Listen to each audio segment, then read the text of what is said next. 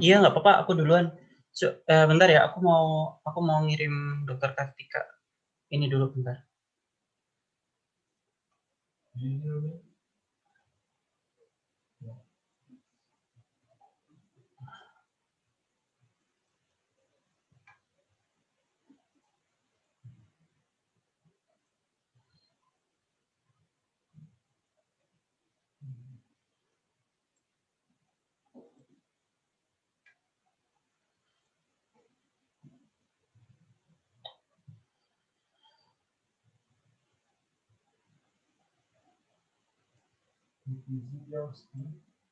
No, that's Mbak Astri, kayaknya Mbak Astri ke share screen deh. Pesertanya udah pada gabung. Mungkin di end screen dulu.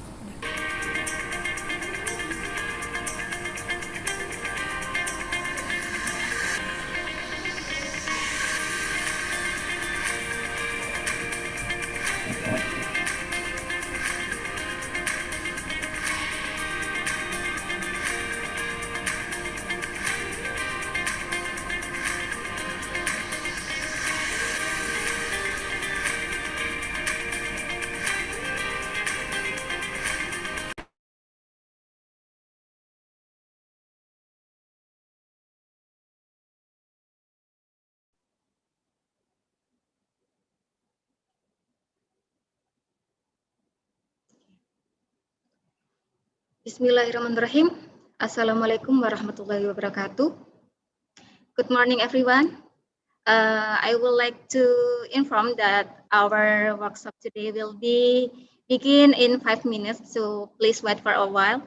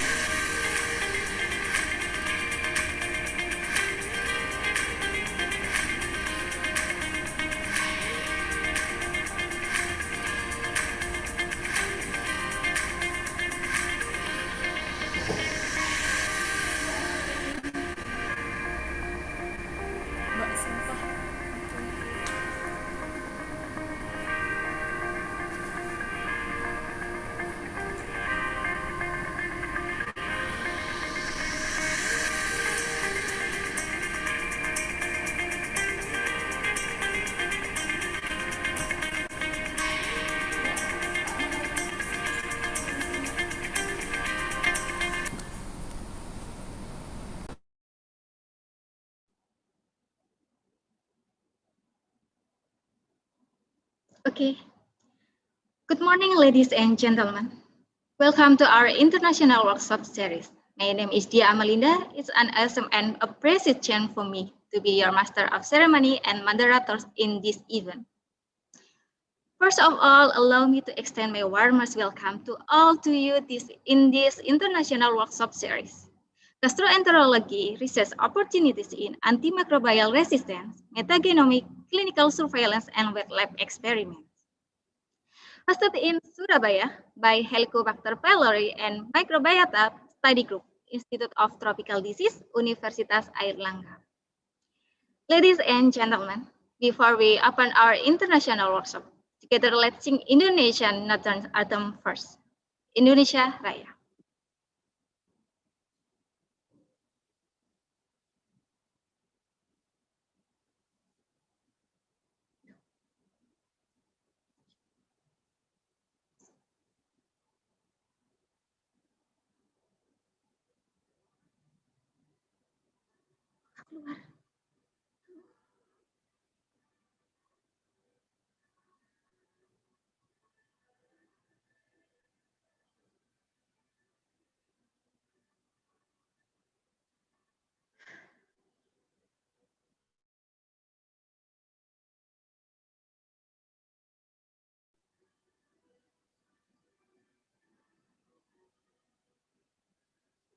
Kak kedengaran jarene Dr. Riki.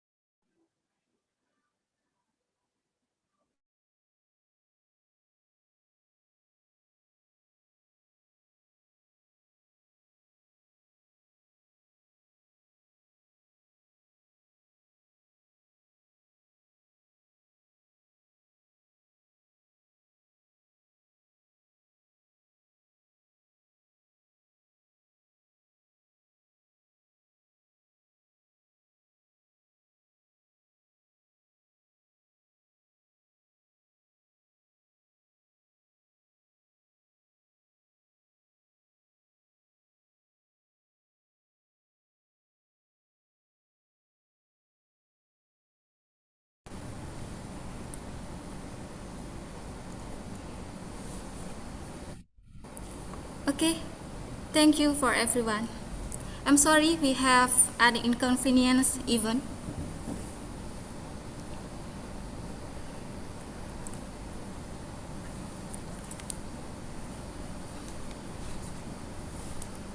Can you hear me clearly? Yes, we can hear you very clear. Okay, ladies and gentlemen. My name is Dia Amalinda in awesome and precious chair for me, and now it's a great honor to welcome our honorable speakers. Mrs. Pawin Sapsomong, PhD, as Assistant Professor of Department of Microbiology and Immunology, Graduate School of Medicine, Hirosaki Aomori, Japan. And Kartika Afrida Fauzia, MD, Department of Infectious Disease Control, Aita University, Faculty of Medicine, Japan.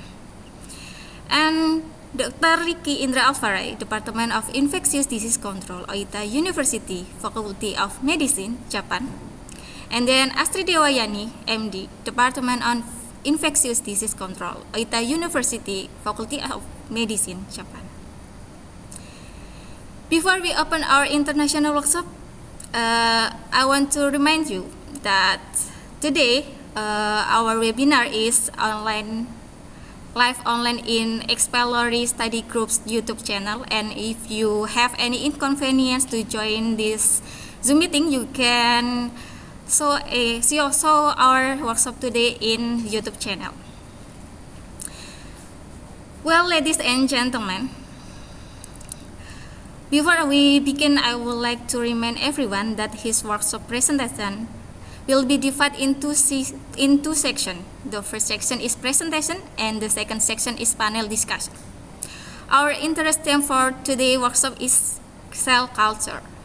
I think it's an interesting theme, it's right. So let's begin our international workshop. Before it, I want to, oh, I'm sorry.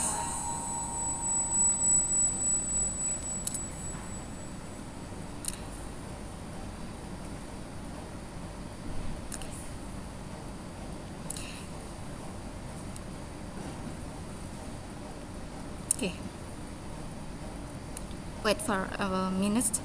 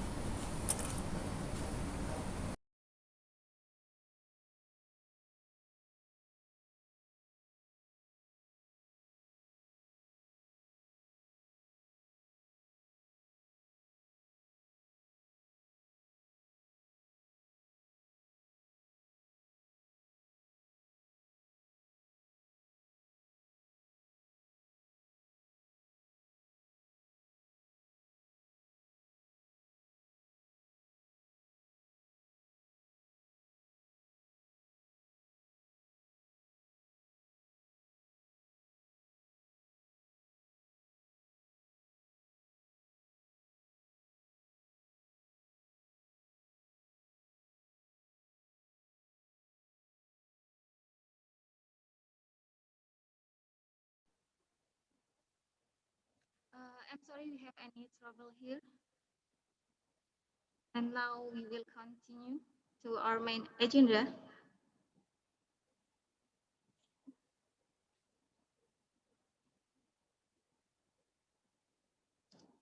Okay. Before we begin into our first speakers,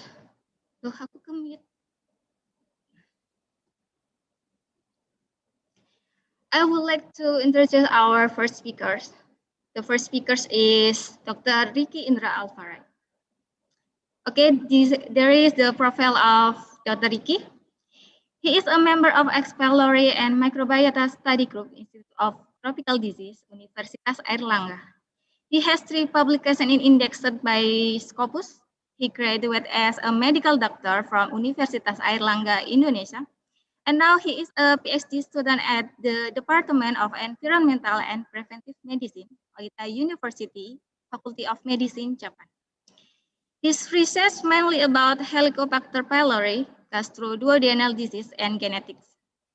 And Dr. Riki has several achievements in 2020 until present. He have announced as the international awards, and the new research publication is about the effectiveness of classic lecture of workshop as intervention to improve primary healthcare providers' knowledge and skill on the management of pediatric emergency, a case study. And now he have current project about gastric mucosal expression in Indonesian population. Also, he wrote several books in 2019 until 2024 about dangerous disease that you have to know about liver diet and about H.pylori. Okay, without further ado, let's begin our workshop. And Dr. Riki Indra Alfari, time is yours.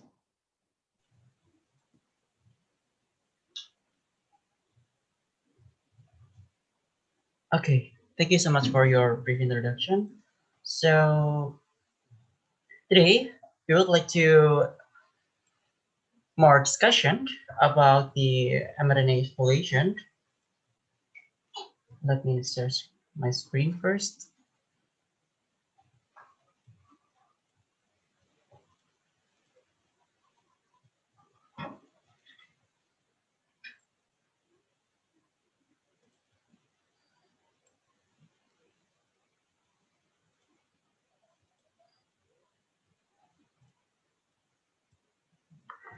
Okay, let me begin.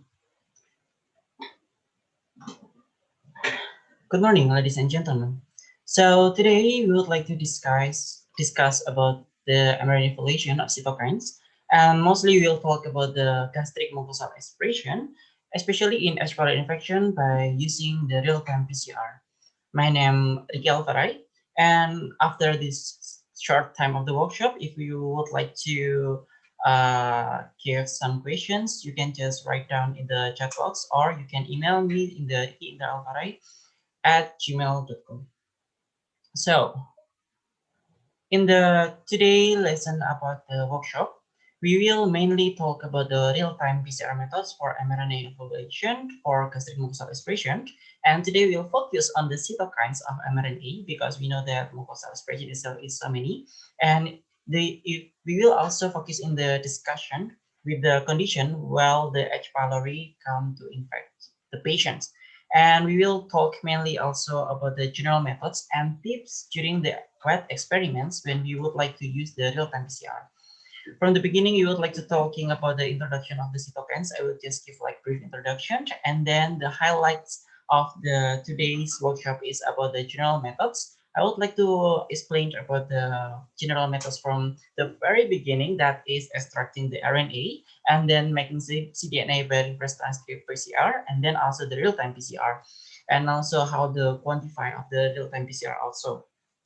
In the end, I would like to give the samples like the example of the previous studies that already done by our group about the gastric mucosal aspiration, especially in the H. pylori infection. And also I will give the summary and then whole of the method process while we can do after we get our study designed, and then after that we can get our the quantify of the real-time results. Okay, so let's begin. As we know that in the each of the cell they have like their own like physiological process, and also for example like focus on the gastric mucosal aspiration. In the gastric mucosal aspiration itself, especially while the inflammatory come, for example when the H. pylori come, the inflammatory cells will come to defend our cells, and then to defend our, for example, like mucose, and then defends our organs. So the damage of the infection, for example, will not give big effect to us. And this whole of the inflammatory process itself, we can analyze by using the mucosal aspiration study, for example, by using the cytokines. Okay, so before we talk furthermore, we should know about what is the cytokines itself. So as we know, the cytokines itself are broad and loose category of the small proteins or peptides and have important role in the signaling process. And cytokines have been shown to be involved in the autocrine, paracrine, endocrine signaling as immunomodulating agent. And to eradicate the immune and pathological pathway involved in the many of inflammatory reactions, autoimmune disease, for example, transplant rejection, cancer, and else, it is very important for us to know and then to quantify the cytokine involved. And indeed, knowing the local cytokines profile itself is very essential to gaining insight to immune process involved. And for example, like in the H. pylori infection itself, we can detect the cytokines either in the protein form, like the results after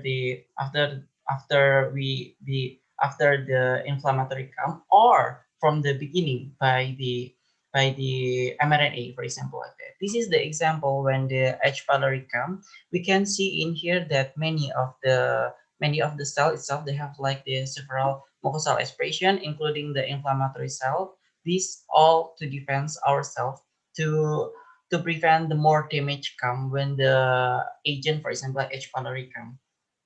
And this is what I explained before. We can evaluate the cytokine itself either by the product after the translation by the protein, and also if you would like to know the more detail like the process, the pathological process, we can see in the RNA itself. And somehow, for example, like when we if you asking about when we do the protein, when we do the RNA, it depends on our aim, for example, and also our research. For example, And when we do for the patient, the biopsy sample itself that usually available, it's usually very small amounts. And then it is too small to quantify of the cytokines and the protein level, for example, like that. And that's why the detection of the mRNA is widely used to investigate the cytokine profile at the sites of the immune infiltration inflammation. And moreover, cytokine protein detection technique by, for example, like by ELISA and else, only have a limited number of cytokine. Only can show the limited number of cytokines to be analyzed from a single sample.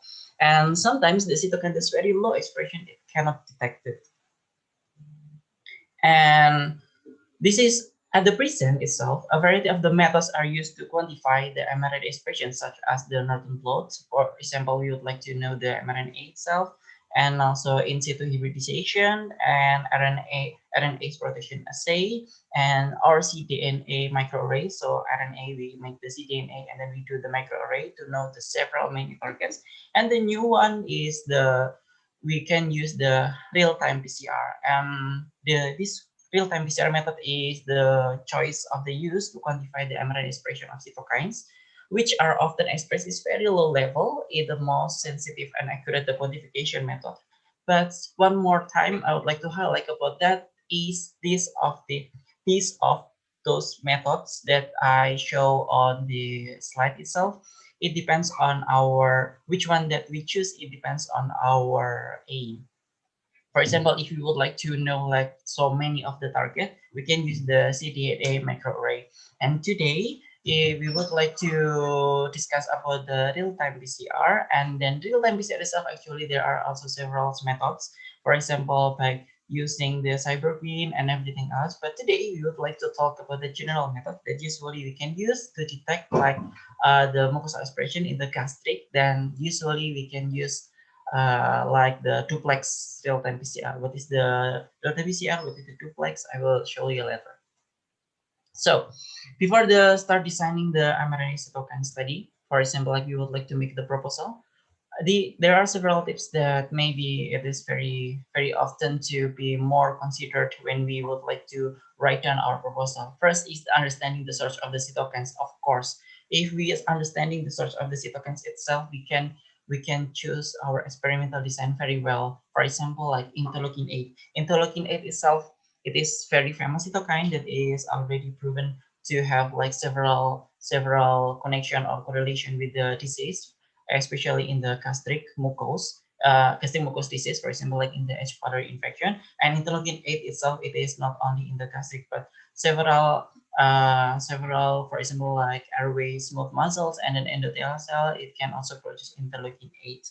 And by knowing this research, we can do like the in vitro study, for example, like because we know that this is also expressed by the epithelial epithelial cells, we can do the gastric cell line, for example, in the in vitro study. We can choose the which cell that we can use in the in vitro study to study about the interleukin 8 that is the more focus on our study. That is for just example. And also understanding that the mRNA expression, of course, in the normal condition and then the disease condition, it is different. But we need to mention about that each of the disease itself, they have like several of the cytokines expression, different cytokine expression. For example, like in the normal mucus, there will be like only limited of the inflammatory cell, but when the H. pylori come, it will be so many of the inflammatory cells, and then each of the inflammatory cells, they have like their own mucosal expression, for example, in the cytokines. And each of the disease itself, for example, like in the non-ulcer disease, gastric ulcer and gastric cancer, the degree of the mucosal expression itself is different. For example, in the gastric cancer, it's the most high of interleukin 8, but we need to study also that not all of the cytokines will be upregulated. Of course, there is anti-inflammatory and pro-inflammatory, and even in the pro-inflammatory itself, each of the disease, they have like the characteristic. For example, interleukin 27 will be very high also in the gastritis, gastric ulcer, but down regulation when it is become gastric cancer. So we need to know which of the disease they have like their own cytokines. They have cytokines profile, for example, like that. And also, mRNA expression itself in the cytokines in the gastric mucosa, it depends on type. It is actually this for general. For example, you would like to know the in vitro study of the interleukin 8, for example, in the gastric epithelial cell. For example, we will use the gastric cancer cell line, for example, like AGS, MKN, and everything else. We should know that this mucosal, when we infect the H.pylori, there are several times that we need to consider in which of the cytokines is very high level, and then which of the cytokines is still low level. So when the cytokine itself is still low, even we try to do the conduct the study for the real-time PCR, it will not give us the result that we hypothesized before. Okay, that is the general for the real-time PCR. Now we would like to talking about the general method for the mRNA study. As I mentioned before, the method itself is very variety between the laboratory, for example, and then between on our aims, for example, it will be different. But generally, after we get this is the example, but then we would like to talking the focus on the mucosal expression in the gastric, and after we get the biopsy sample, we will do the extraction to get the RNA. After that, we make the cDNA.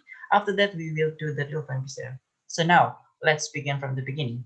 From the tissue sample itself, after we get the biopsy, we will take it and then put in our buffer to make sure that the RNA itself will not degrade. But actually, the RNA itself, the tissue itself, it is not only from the tissue sample. For example, for the first blood itself, whole blood and everything else, it can also. But in this study, we will use the example of the biopsy sample, and then we can put it in the, for example, like in the RNA later. This is like kind of the buffer that can protect our RNA to degrade.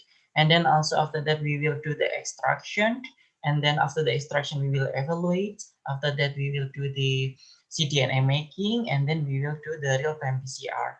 This is the general pathway of the general methods from the tissue sampling after we until we get the PCR in the real-time PCR. Okay, let's talk one by one. Here is the storage and stability. After we take the RNA from the after we take the biopsy samples from the patient itself, we can put our biopsy samples in the, for example, this is the RNA letter solution, and this RNA letter solution itself used by many researchers during RNA isolation and both for stabilizing the zero RNA in the tissue samples and for stabilizing the final purified RNA. So it means that after we take the biopsy, we can use this solution to prevent the RNA degradation, and even after our extraction, we can also put in here to prevent degradation also. And this RNA letter is based on the inhibition of the RNAs by sulfate salts, such as like ammonium sulfate, for example, and at the specific pH. And also, they also already proved that the RNA quality after we use the RNA letter solution to starch our RNA itself, we can check it using the agarose gel electrophoresis. And also after that, we need to put in the -80 or more, for example, like the liquid nitrogen, to make sure that our RNA or the, for example, like the RNA's enzyme, they will not active, so our RNA will keep safe. Okay, and also in order to prevent the degradation itself, the RNA, actually the RNA generally can be stored in the -20 or -80, but I'm personally recommend in the -80. However, even in the low temperature, RNA itself retains some reactivity, RNAs. And it has been shown that, for instance, that ribonucleases are still active in the -20. So by using the RNA letter itself, we can store it, and then we can make sure that it is safe. And then how about the shipping? About the shipping itself, we we actually, it is generally suggested if we would like to use the dry ice, that is more safe. And after the storage and stability, we can try to see our RNA, for example, by using the electrophoresis, and then we can see whether our RNA is decayed or not. This is the tips. Don't if we will if it's in the condition that is very like we don't have like dry eyes, and then we don't have like minus 80 something like that, minimum don't put our RNA, and don't put our RNA exposed to air, because there is study that can see in here, if we put in the 4 degree, for example, or in the room temperature, and then we opened the tube, and then it will be air exposed, the RNA will be degraded. At least if it is like for the short time, for example, we would like to send, for example, like that, we need to make sure that the tube itself is very closely, so it will not expose to the air condition, so our RNA will be safe and then not degrade. And then also in the high temperature, for example, we would like to do the PCR, very simple like that. RNA should be placed in the pH buffer and remove the divalent metals. For example, with the EDTA. And why we need to do that? If we don't want our RNA degrade at the higher temperature itself, we need to put this in the pH buffer and then remove default method. And then the reason that is the problem with the RNA and not DNA itself is, so for example, like DNA, why when the RNA we need to use this kind of the solution, and then in the DNA, even like the PCR solution, it is okay, because the RNA itself is in the under condition, in that under condition, like for example like 90 degrees Celsius, with the high pH or metal ions and high temperature, we can activate the two OH of the ribose, and then it can attack the bridging phosphate. So that's why our RNA will degrade. If we don't want this happen, we should use the RNA solution to prevent this kind of the degradation.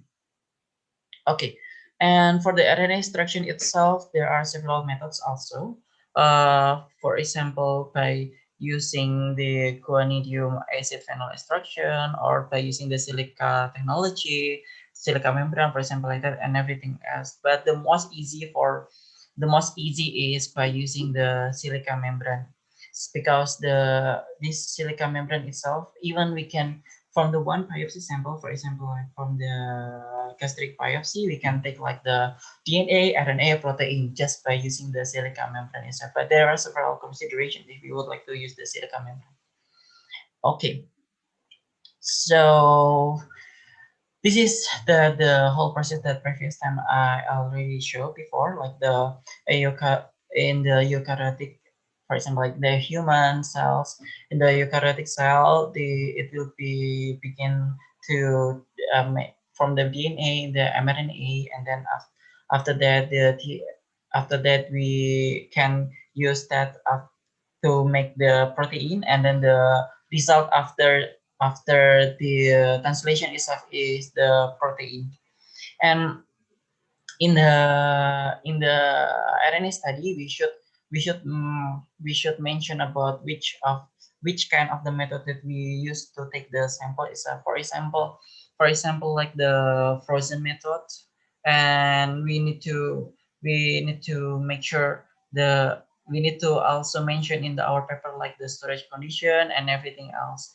And after we get this, we will get the DNA, either DNA or RNA. And for the RNA itself, as we know that is like 85 until 90% is RNA, and then mRNA, and also the RNA.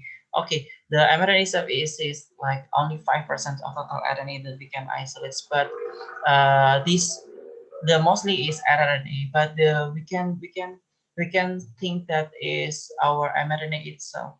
When we do for the real-time PCR, we can think that the result itself for the mRNA, so we can just focus on the mRNA. This is after we get the extraction, we should do the RNA quantity, and then also we should check the quality. For example, by the nanodrop. In the nanodrop itself, we can see that nucleic acid for the concentration, and then also we should see the ratio and the absorption at the 260 nano at 260 and 280 nm with the UV spectrophotometry. For the high quality of the RNA itself, the ratio of the 260 and 280 itself, it should be like in the thermovisor they said like 1.8 until 2.1, and then the other also they said 1.9 until 2.1 at, but we can say just 1.8 until 2.1 if this will be good. If this is too, for example, like too low or too high, it means there are several of the contamination when we do for the extraction. For example, like that. I will not talking furthermore about this, but at least we know that this spectrometry ratio should be 1.8 until 2.1. And in the addition of quality of the total of the preparation, we should also examine of the quality itself. But sorry, on the quantity itself, there is the method that we can see. So this one is to see the contamination, and then to know the more sensitive to know the quantification itself, we can use, for example, like Quantus. And after we know the quantity, we should check the quality by using, for example, a microchip electrophoresis. This is, we can see the 18S and then 20S RNA bands, and then it should be prominent also. And then by using this, we can see the ratio of the 2 and 1 ratio area under the peaks of the 28S and then 80 and 18S. So the result will be like this. The ratio between the 28S and then 18S of the RNA itself indicates the total RNA, and then degradation is indicated by less pronounced of the peaks of the 28S and RNA. It means if we get like this ratio is not like 2 and 1 ratio, our RNA may degrade. And here is the result. We can get in the computer, for example, in the software itself, we can get the result like this, and then they will also give us the peak. Even they also already calculate for the ratio of the 28S and then 18S itself. Okay, after that there is also quality measurement by the range. This is using the analyzer, but the range itself it have like, this is general, like the RIN 1 until RIN 10. 10 means impact, and then if this is lowest, it means it is degrade, and this is also by the software by the bioanalyzer. After that, we need to make the real-time PCR. Before that, we will make like the cDNA itself. For the real-time PCR itself, we can consider there is two kind, one step or two step. So the general methods available is the one step or two step. In the both case, RNA is first reverse transcript into cDNA, and which then used as the template of the qPCR amplification. In one step, the RT-qPCR itself, cDNA synthesis and qPCR are performed in the single reaction vessels. It means in the single tubes, for example, like that. But in the two steps, the RT-qPCR itself synthase in the like the different vessels, and an aliquot of the cDNA itself is then used for the subsequent of the qPCR reaction after that. This is the several different advantage and disadvantage of the one step and two step. But anyway, if you would like to amplify of the like several, just like few of the mRNA, and then if you would like to get the more specific, two step is more better. But if you would like to use like so many targets, and then we would like to save our time, one step is more better. So after that, we make the cDNA making like that I previous time explained. For the cDNA making itself, we can use like several of the kit. For example, like the prime script RT-PCR mix. This is by Takara. This is the most easy one, because in this kit it is already in the master mix, and then this master mix is just put our template, and then our RNA template. So we make sure of our RNA itself, it is already in the same concentration, and then we put in the master mix this one, and then we run the PCR, and then it will make the cDNA itself. So the one that we should mention in here is each of these kit they have like their own capacity. For example, like in here, this scale is like up to 10 microliter. They can representative as much as 500 nanogram of the total RNA. So it depends on our study design, how much we need to make our total RNA. But we should mention about the each of the samples itself. It's already same of the concentration of the RNA. Okay, so here is how can we get the mRNA. So when we extract, we get only the RNA, we get only RNA, for example, like that. And then this RNA is contain RNA, mRNA, tRNA. How can we sure that it is only mRNA? So it depends on our enzyme itself. If we would like to make like for the RNA, we make the cDNA, we can use like the oligo-DP or random hexamer. And this oligo-DP itself, it doesn't anneal for the RNA.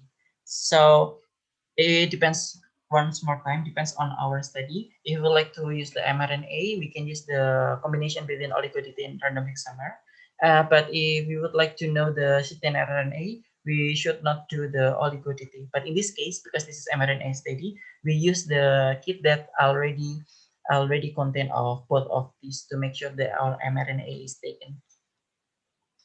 And then after we take, because we are using, for example, like in the silica membrane, the silica itself, they use like they can trap only the RNA, but sometimes this one is not the purely RNA. That's why we need to clean using the RNAs. And after several steps, we are ready to do the real-time PCR. Okay, for the real-time PCR itself, we can run in the machine, and then we can quantify, and then we can do the analysis of the by using the statistic. For example, after we get the CP value. So I will tell later. So here is the running of the real-time PCR. So first we mix the reagent and then distribute our mRNA. For example, like if the two step, it means like the cDNA, and then we perform the real-time PCR. That is the step. But if we the real step is first we need to make sure that our condition.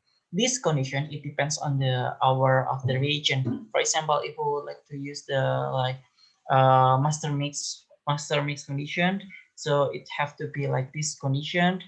Like this, we should measure about the condition, and then this condition itself is specific for the Tuckman. For example, in here I'm using the Tuckman Fast Advanced for this one, and then in this handbook they already provide like this kind of condition, so we should see very clear. And then after that, we should make the plate itself. We should measure the plate.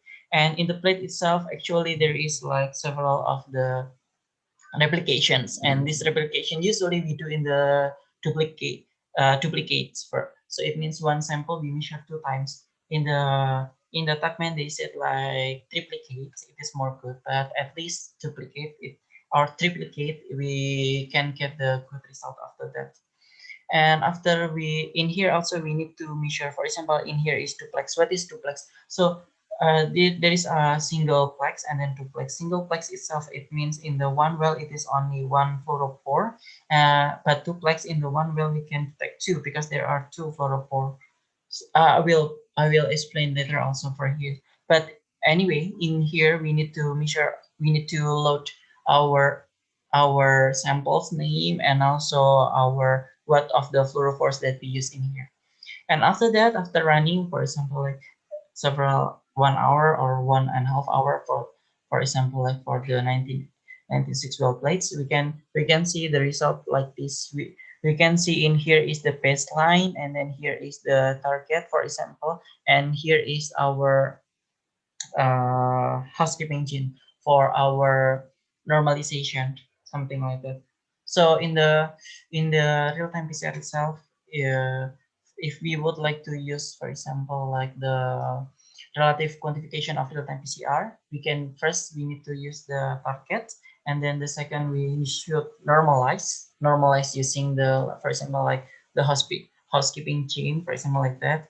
And then why we need to normalize, because for each of the person itself, they have like their own capability to express. For example, like A person, they are normal, and then B person, they are also normal, but this A person, they genetically can express interleukin 8 more than this B persons.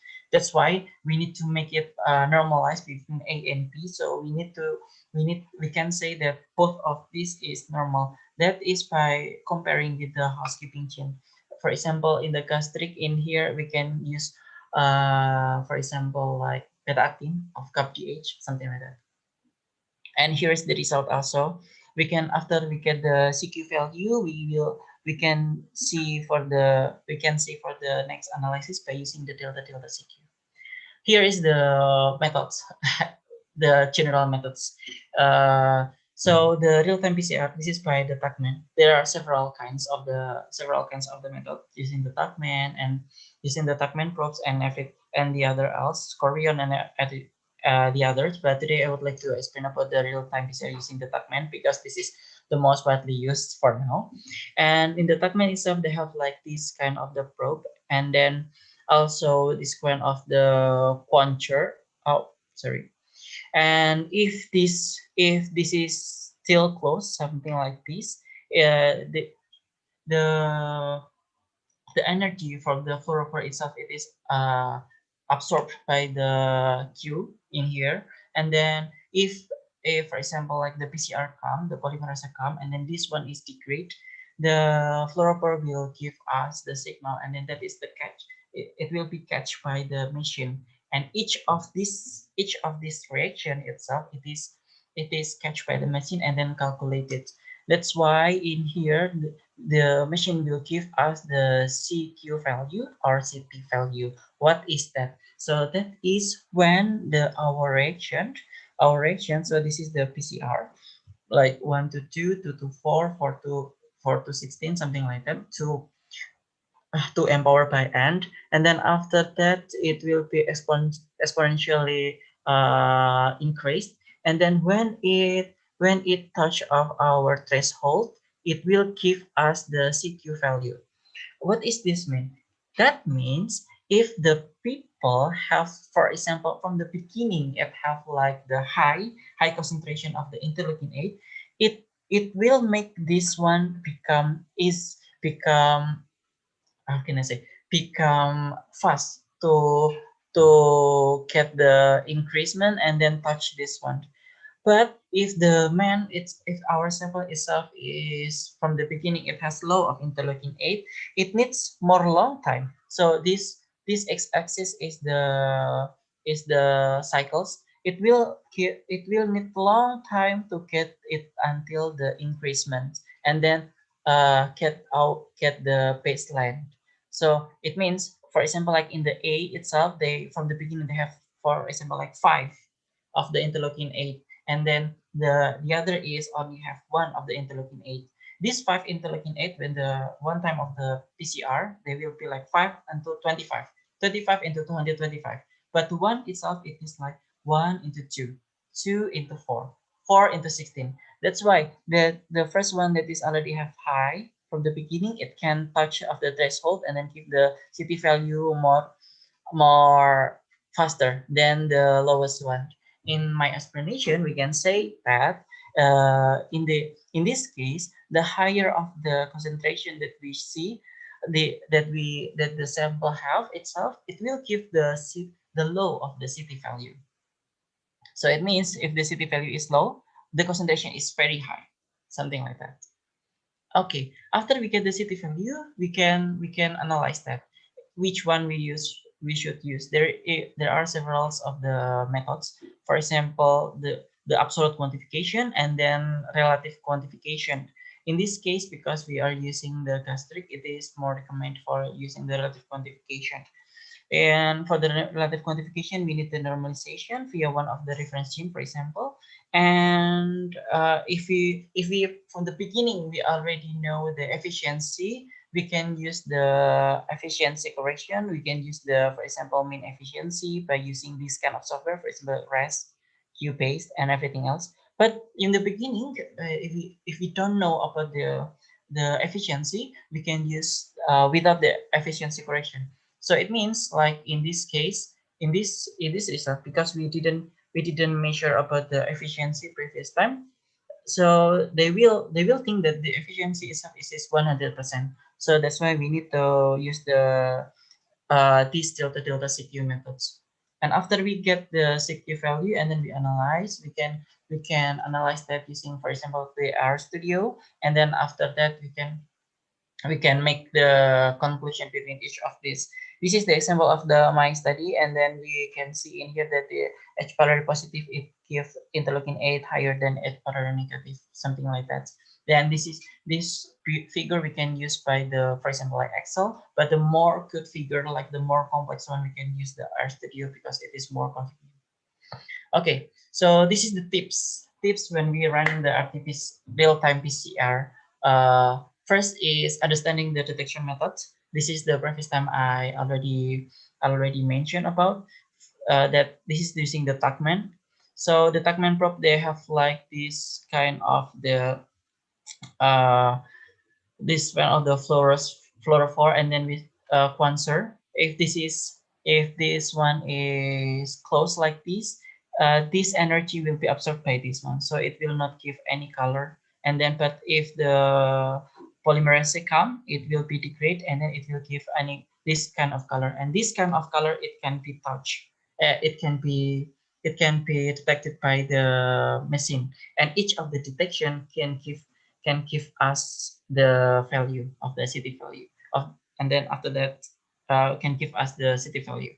And this kind of the color itself is so many. That's why, for example, in the one well, we would like to see for interleukin 8, interleukin 16, interleukin 32, for example, like that. And each of these we can give the different color. That is how we can save our samples. For example, we only have one samples, but we can detect several of the cytokines by using like different colors of these Tuckman probes, for example, like that. And duplex means if this we can use two colors of this. Triplex means we in the one well we can use three colors, so it means we can see the three of the colors, something like that.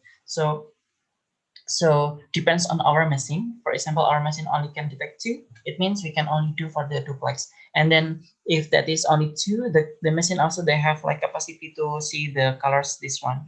So we should change as far as possible so it will be give more specific.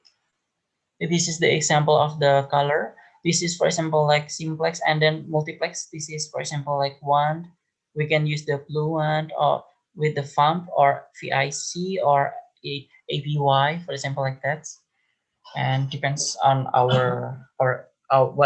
many of our tokens that we would like to use also. And don't forget to validate our multiplex reaction by singleplex. For example, like we would like to use duplex. We want to measure, for example, like interleukin 8 and also the gene itself, the beta actin, for example, like that. We should compare this by the singleplex. Singleplex mean in the one plate is in the one well is only interleukin 8 and the one well only beta actin. Is this same or not? Okay, and then also this is almost the end of the slide. So here is the real-time PC. We need also study whether our agent is suitable with our machine, like previous time I already mentioned, and also the how can I say, and also the condition itself.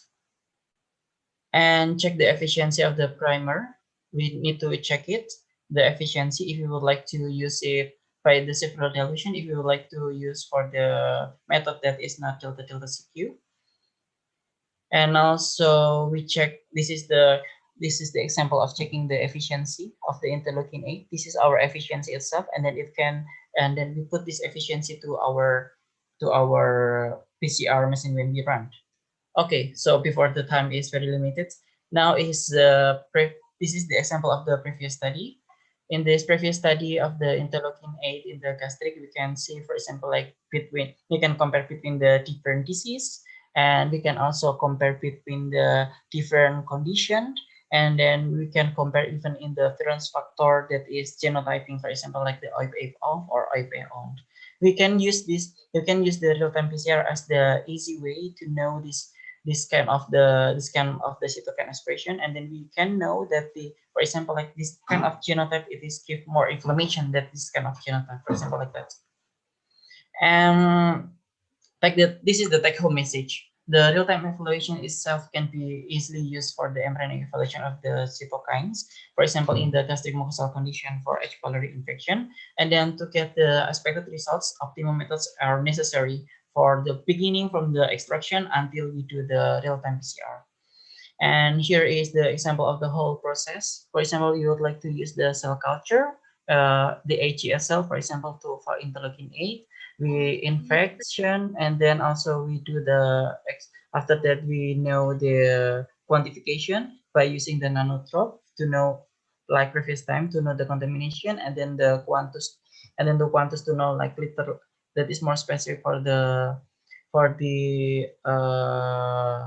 quantification, and then we do the RNA cleaning, because sometimes our RNA itself is still contain the DNA, so we need to to wipe out the DNA by using DNAs, and then check our RNA integrity. This is the checking the quality, and then the cDNA, and then cDNA cleaning, because sometimes the RNA is still there.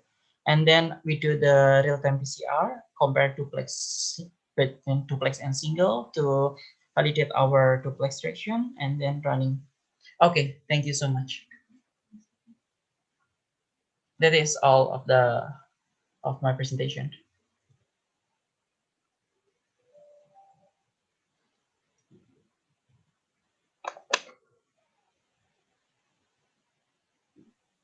Uh, I give the time to the moderator itself. Moderator, time is yours. Thank you. Thank you, Dr. Riki, for your informative and insightful presentation. Well, ladies and gentlemen, I would like to remind you, if you have any question during the presentation to our speakers, feel free to raise the question on the chat box. Next, we move to the second honorable speakers, Dr. Kartika Afrida Fauzia, MD, who will deliver a presentation titled Biofilm Formation, What and How to Examine. Before we start, let me introduce Dr. Kartika.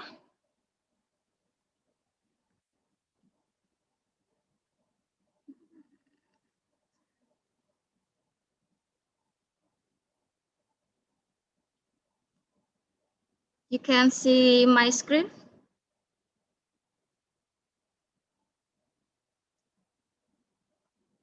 Okay.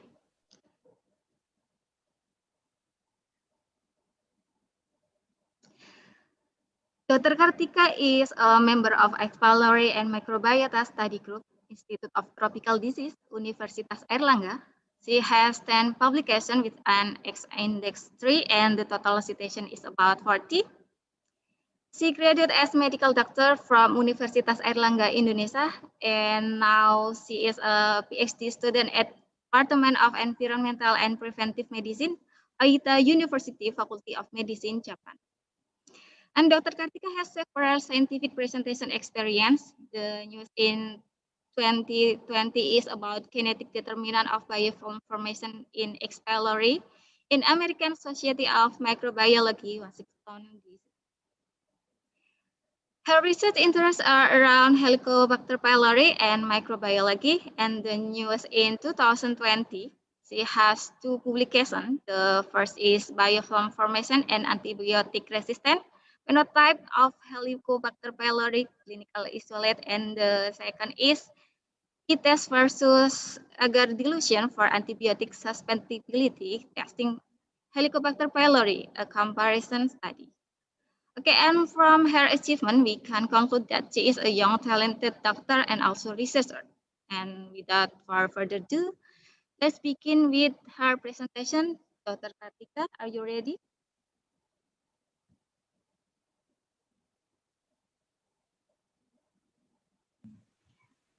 Okay, are you ready, Doctor? Okay, thank you very much for your introduction. So in here, I'm Kartika. I'd like to present my a brief about the H. pylori, Helicobacter pylori biofilm formation, roles, and technique in the adults and examination technique. In so basically in here, I'd like to present. So I'd like to focus on the biofilm formation in the H. pylori. So actually, this biofilm is formed in all in not only in this H. pylori organism, but in this time I focus on the H. pylori. So in here, I would only talk about the H. pylori biofilm formation. So why I like to only talk about the this H. pylori because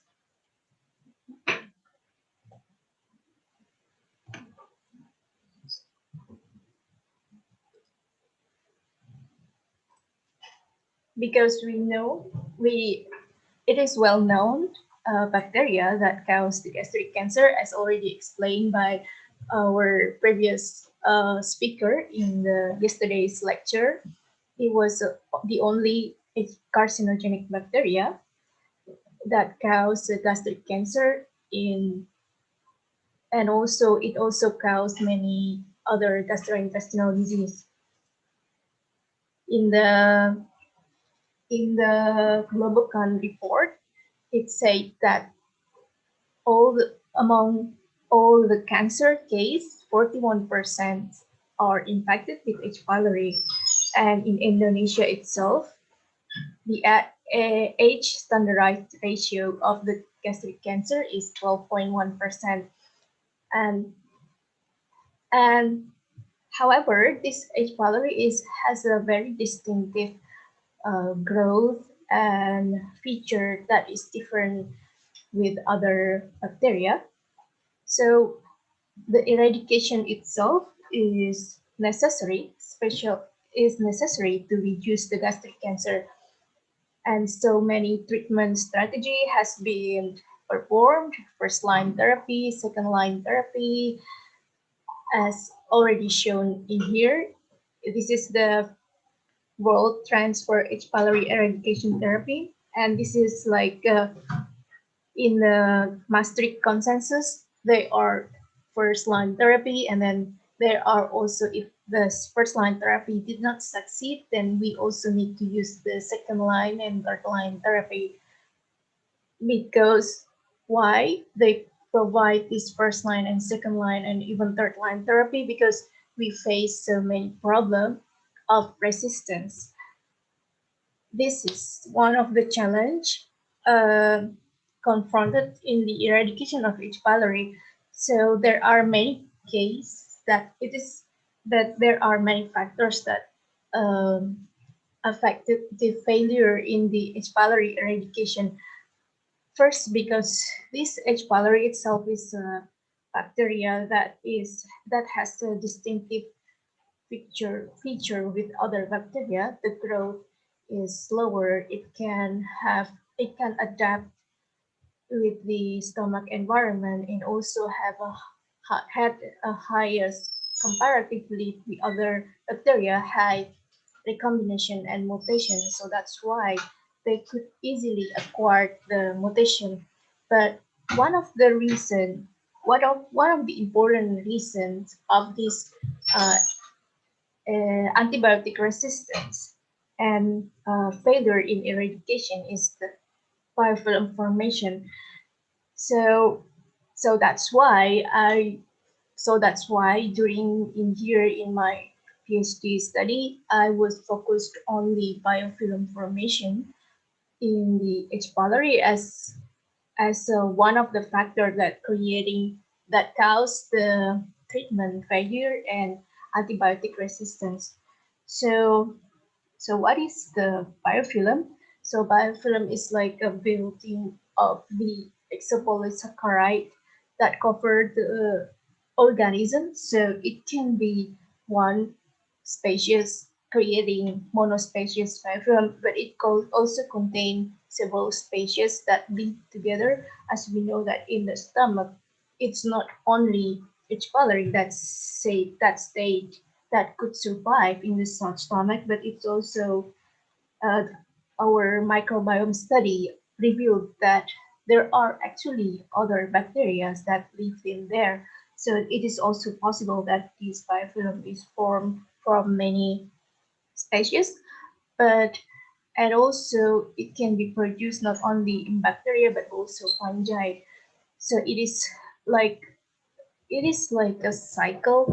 This biofilm is like a phase where at first it's supposed to be bacteria H.pylori, it's supposed to be like a single cell, and it has flagella, and it gives us it can float and swim. But once it started to grow the biofilm, it will be sessile and attached to the gastric mucosa, and it will form a building. It will form uh, it will gather and form some like house, like a building that could protect them actually from the threat from exterior. For example, the uh, immune reaction, and also it can also protect them from the antibiotic, like or other toxic mechanism, toxin that is expressed, that is exposed in the stomach. And it can also stop, and I mean, this H. pylori can also released from this building, this biofilm building, so it can be in the, we call this planktonic states. So that's this interesting feature of biofilm is also um, one of the one of the thing that it is still not the mechanism is still not clear.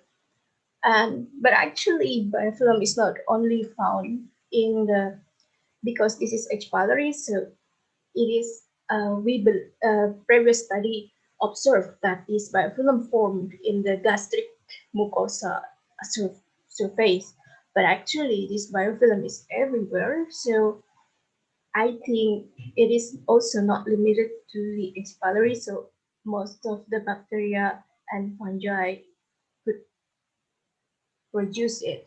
And this is the example where the biofilm could be produced. So in here was trying to in here I was trying to share what kind of study, what kind of possibility of the study that we could do with this biofilm. So that's why I want to show that it is not only limited to the H. pylori, and it's not only limited to the gastric mucosa. So we can try to evaluate this biofilm in other organ also. So this is actually, the biofilm is actually an interaction between the host, agent, and environment. It The formation is really affected by the host. It means the human reaction to the to the bacteria. And also if this biofilm is usually formed in the surface between the biotic and abiotic. This means it can also be, for example, if we grow this biofilm on the plate, or on the, or even we observe this biofilm on the river or some other um, device, implanted device. That means it is this biofilm growth on the abiotic surface. This is the dead surface. That's why this we can say that this biofilm is important, is also really affected by the environment, but it's also affected by the agent. It means the bacteria itself could produce the variety of the level of the biofilm. So some can produce low biofilm, and also some could produce high biofilm. So so that's why what kind of study is still necessary for the H.pylori biofilm? I think there are more to do that in the surveillance we could do like surveillance on the risk of developing biofilm to stratify whether this person will develop the antibiotic resistance, or we also could find the mechanism of the biofilm formation.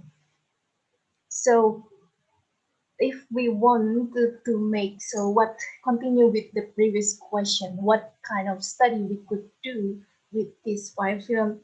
So usually when we do when we evaluate the role of some pathogen, first the main aim is, first we want to show the phenomena and the effect of this pathogen to human, in this case the biofilm formation. So the aim is to show the phenomena and also to show its effect. And also the second is we want to explain the mechanism. This means it will study, they usually study focus on the how, if what kind of gene, what kind of protein that is involved in the formation. And also the last time is to find the way to eradicate.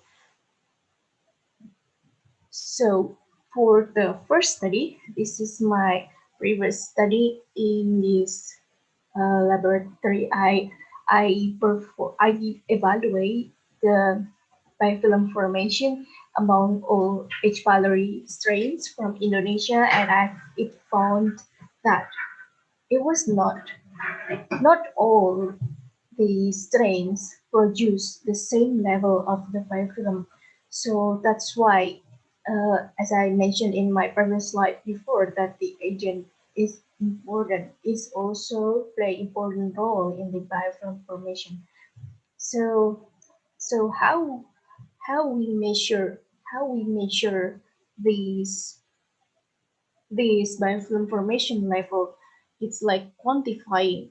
We performed quantification of the biofilm biomass, and it basically we perform a staining to quantify. So at first there are several staining method like safranin, like bioluminescence, crystal violet, insazurin, and Congo red agar. And I would just briefly describe what kind of things we can do, but this is not that and this method is not that difficult to show that this happen. And so first we try to grow the bacteria in the liquid culture. In It depends, this process, it depends on the bacteria. In this H. pylori case, we we should grow this bacteria in within 3 days. If that day the bacteria is already in uh, the bacteria is mm, in the mm, in the maximum optimum state to form the biofilm, and then in this case we used the 10% of the Brucella broth, 10% supplemented Brucella broth supplemented with 10% of the FBS, and then we try to incubate, and after that we dry it out. The biofilm will be formed on the wall, and then we try to dry out, and we will stain with the crystal violet, and then we dilute it with the acetic acid, and it will show the variety of the absorbance level. So this is how we quantify the biofilm biomass. And the other method is just we want to know whether it present or absent. We can also do this tube method, just grow these bacteria on the tube, and then we will see some biofilm will form on the surface of the tube. And also there are also the Congo red agar method, where we can change the color if the biofilm positive. it changed the color from red to black.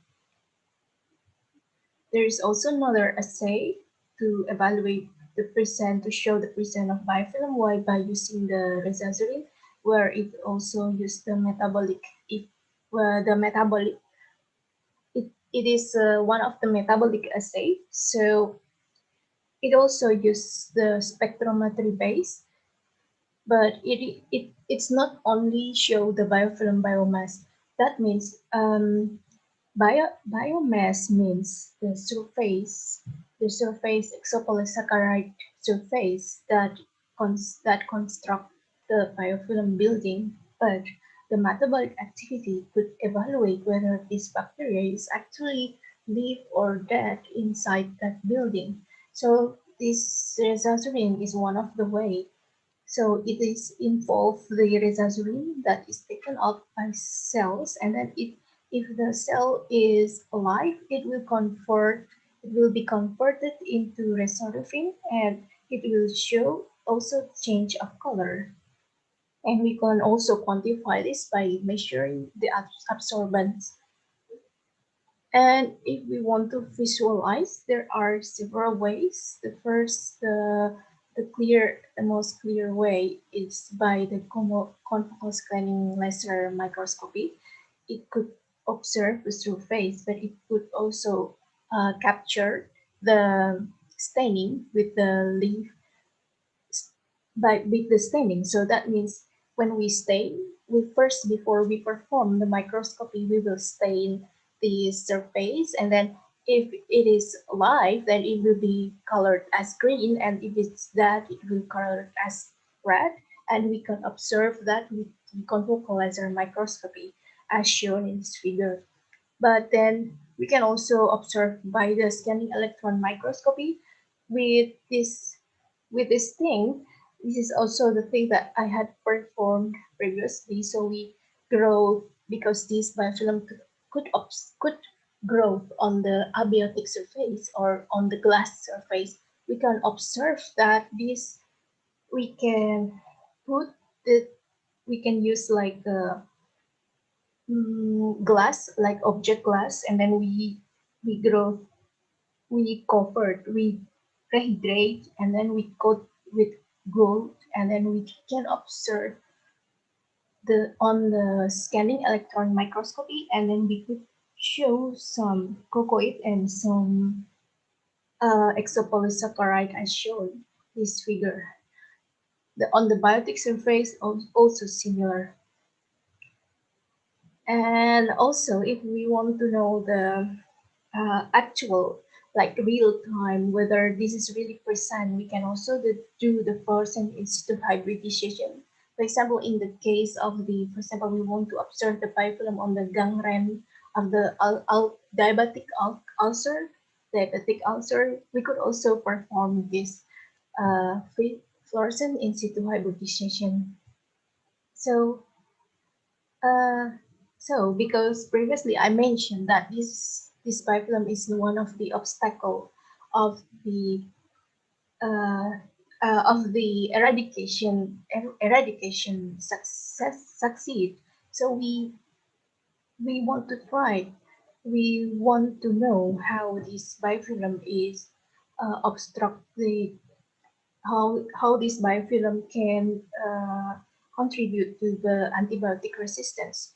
So there are several method that we can call to evaluate the pharmacodynamic parameters of antimicrobial activity in the planktonic and biofilm growing bacteria. So it is shown that the antibiotic is the most, in the previous study, the antibiotic is the most effective to kill the bacteria in the planktonic state. So that's why the scientists provide so many method to show that in the biofilm growing bacteria, the antibiotic is not really effective. So, for example, as shown in this, for example, the thing that I had performed is the minimum biofilm eradication concentration. which means the lowest concentration of antibiotic that could prevent physical growth in the recovery medium used to collect the biofilm.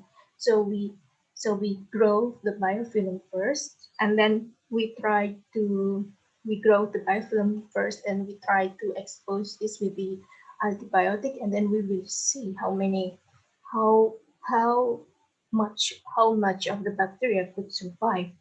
So this is what one of the in the result in my study previously. It showed that the bacteria receiving that in the biofilm state, amoxicillin, the MBC, is very high. The level, the amount of the antibiotic concentration to kill this bacteria is much higher than than the one in the planktonic. It also occurs not only in one antibiotic, but it also occurs in most of the antibiotics. So and also, previous other study also showed that the impact of the H.pylori biofilm formation on the clarithromycin susceptibility and the generation of resistance mutation. So this means this is the other study in other group patient, they study that in within this biofilm environment, they induce more mutation inside the between the organism between the bacteria within that biofilm building. So that's why the generation of the mutation, resistant mutation, is faster than the planktonic states. And also they found out, they also perform some they check the expression of some efflux genes, that and it also showed that in this biofilm former cell they also showed the higher expression of the multi efflux pump. So after we show, so previously there are three parts of this study. The first is to show the phenomena and also to show how it affects the human. And the second, if we want to try to see to study how the mechanism of this biofilm can be formed. And this one is the currently the the approach is from genotype to phenotype. So this means we want to know what kind of we want to know what factor that can affect the biofilm, high biofilm formation by assessing the genome, transcriptome, proteome, or metabolome. So this is like in the previous study, they screened the genome, the H.pylori genome, which of the genes that is associated with high biofilm former, and then we can know that this gene is important to biofilm. So this is one of the results. So this is the CAP-A, CAP-I, and also some of outer membrane protein is important. So it's also they also another groups also study the metabolomic that in the high biofilm former Helicobacter pylori strain. It also another study in the other group also screen the transcriptome by analyzing using the RNA sequencing to evaluate which gene expression that is the most high in the biofilm phase. So I think the take-home message is that so finally I this is the end of my share. So the take-home message is that biofilm plays important roles in the antibiotic resistance and treatment success, and the opportunities are widely open in this field as many aspects remain mystery.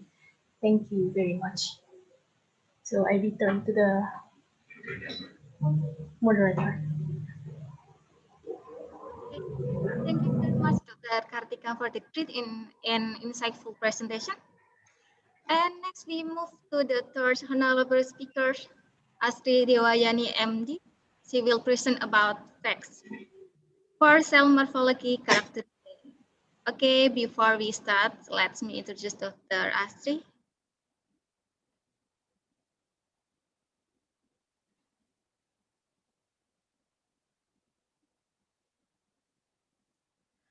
Okay, Dr. Astri is a member of Helicobacter pylori Microbiota Study Group, Institute of Tropical Disease, Universitas Airlangga, and also staff our Department of Anatomy, Histology, and Pharmacology, Faculty of Medicine, Universitas Airlangga. She graduated as Bachelor degree of Medical Doctor from Universitas Airlangga, and now she is a PhD student in Department of Infectious Disease, Oita University, Japan, and she has several achievements. In 2020, she did a oral presentation at 43 Annual Meeting Molecular Society of Japan, and her study focus is about cancer immunity using animal model. And no further ado, let's begin her presentation. Dr. Astrid, are you ready? Okay, thank you for MC as a brief introduction of myself. And okay, let me share screen. Okay.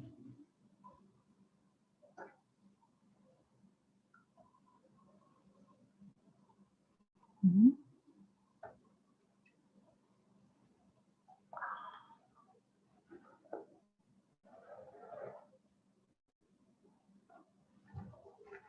Okay, can you hear me clearly? Okay. Yes. Okay, so I will start my presentation.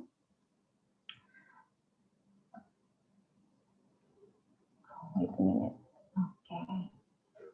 So the facts itself. So in here I'm Astri Dewayani. So in this, as a part of the member of H.pylori and microbiota group study, and then we held this international workshop, and then I am in charge to explain about the flow cytometry analysis for cell morphology characterization.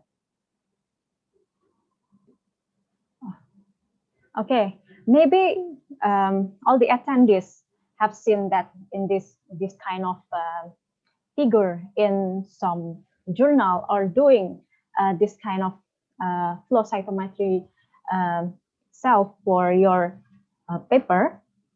So the flow cytometry itself, or generally we're talking about the flow cytometry because FACS itself, the flow cytometry activate cell sorter is part of the flow cytometry.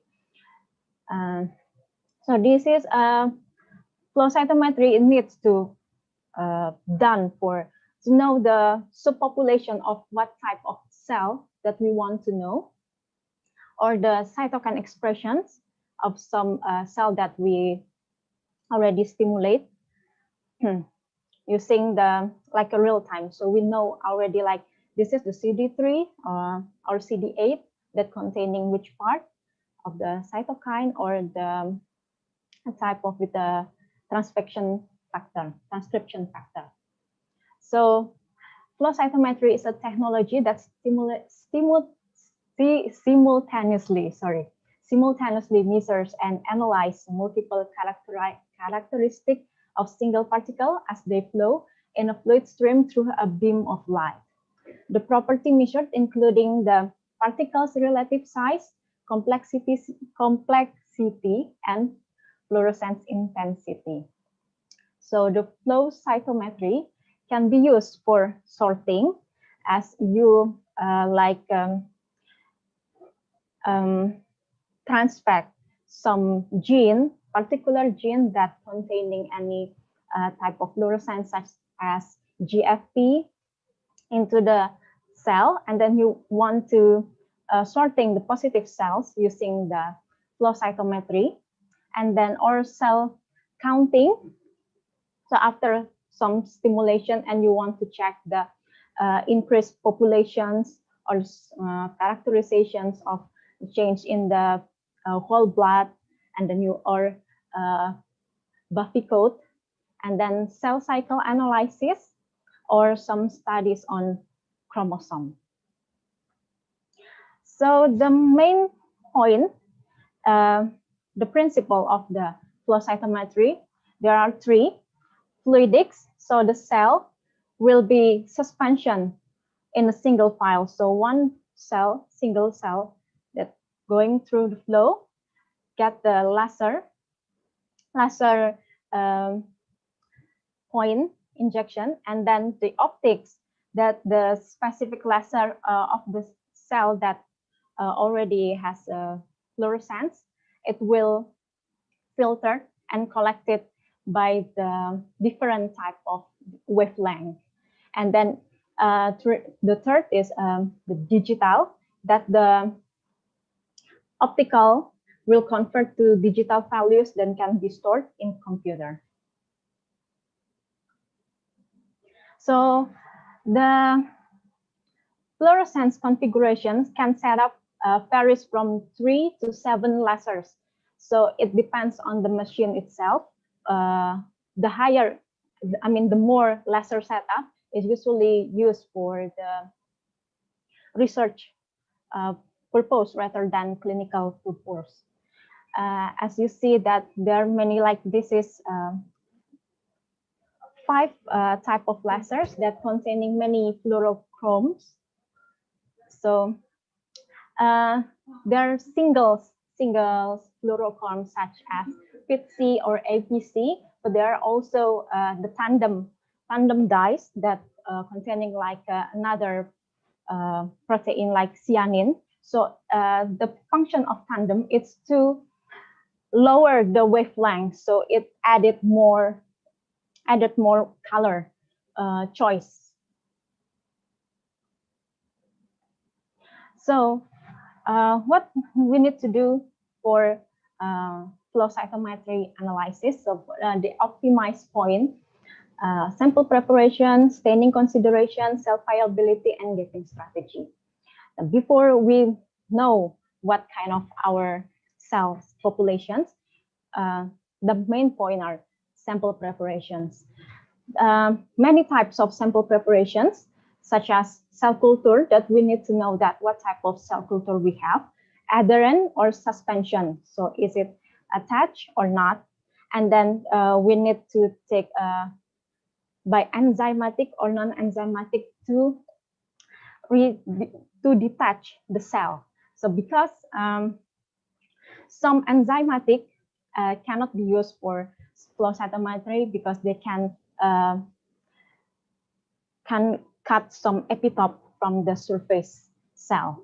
And then the tissue, it also depends on the solid or some kind of soft tissue, like tumor or brain or others like intestine. So you need to know, check the previous study, so how they got the single cell, either it's using the homogenization, using the scissors mechanically, and then doing the enzymatic digestion, or using the gradient separation by Picol or Percol, or even the most advanced now is using the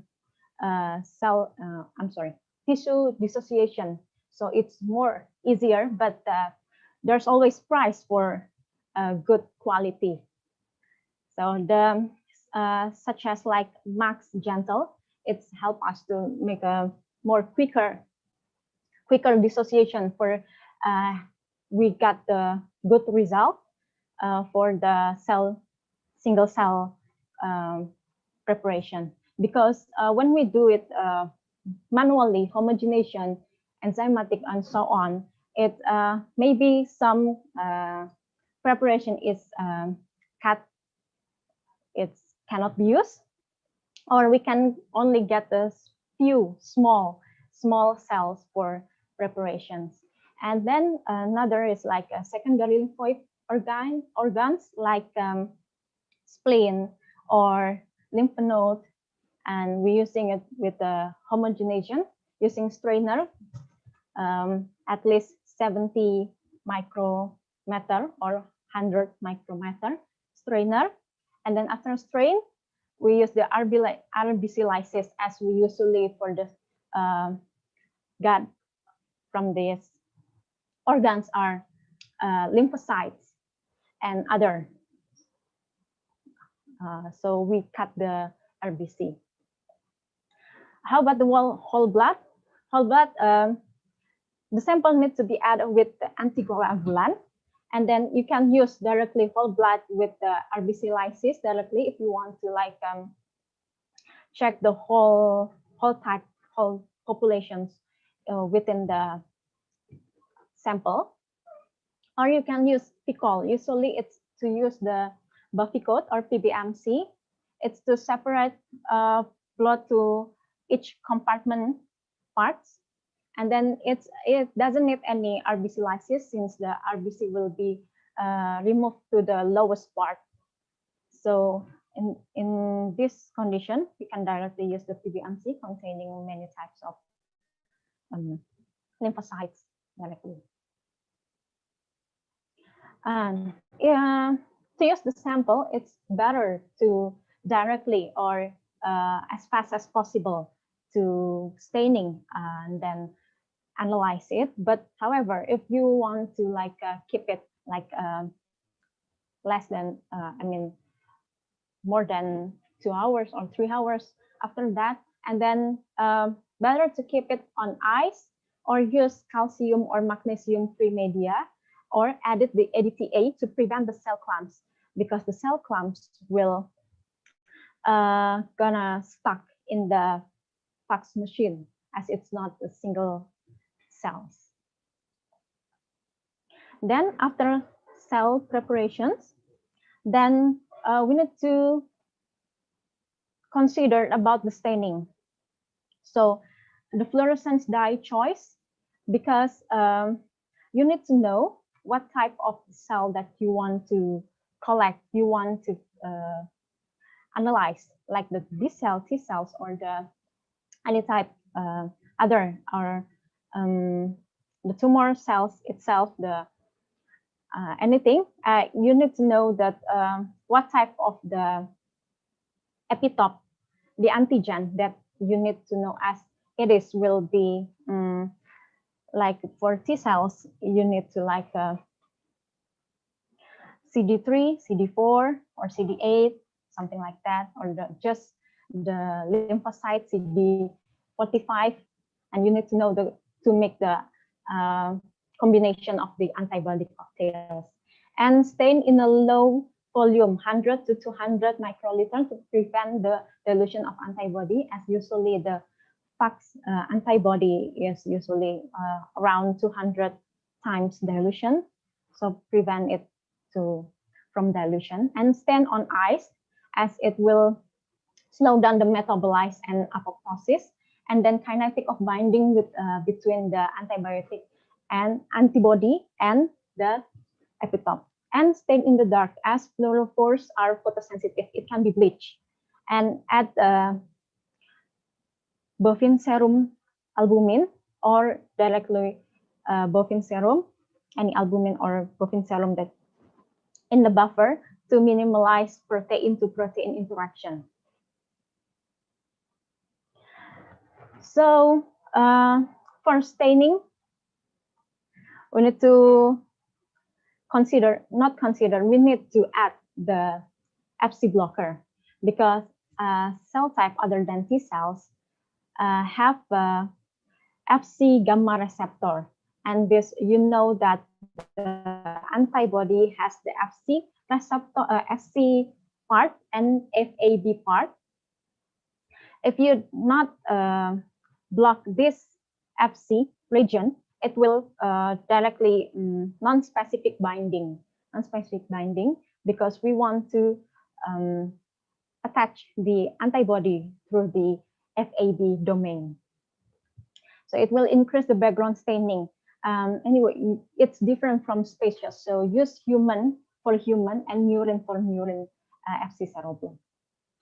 When we didn't add any Fc blocker, see that this the negative, the blue one, has the same channel with the positive. So it will increase the false positive, our false positive.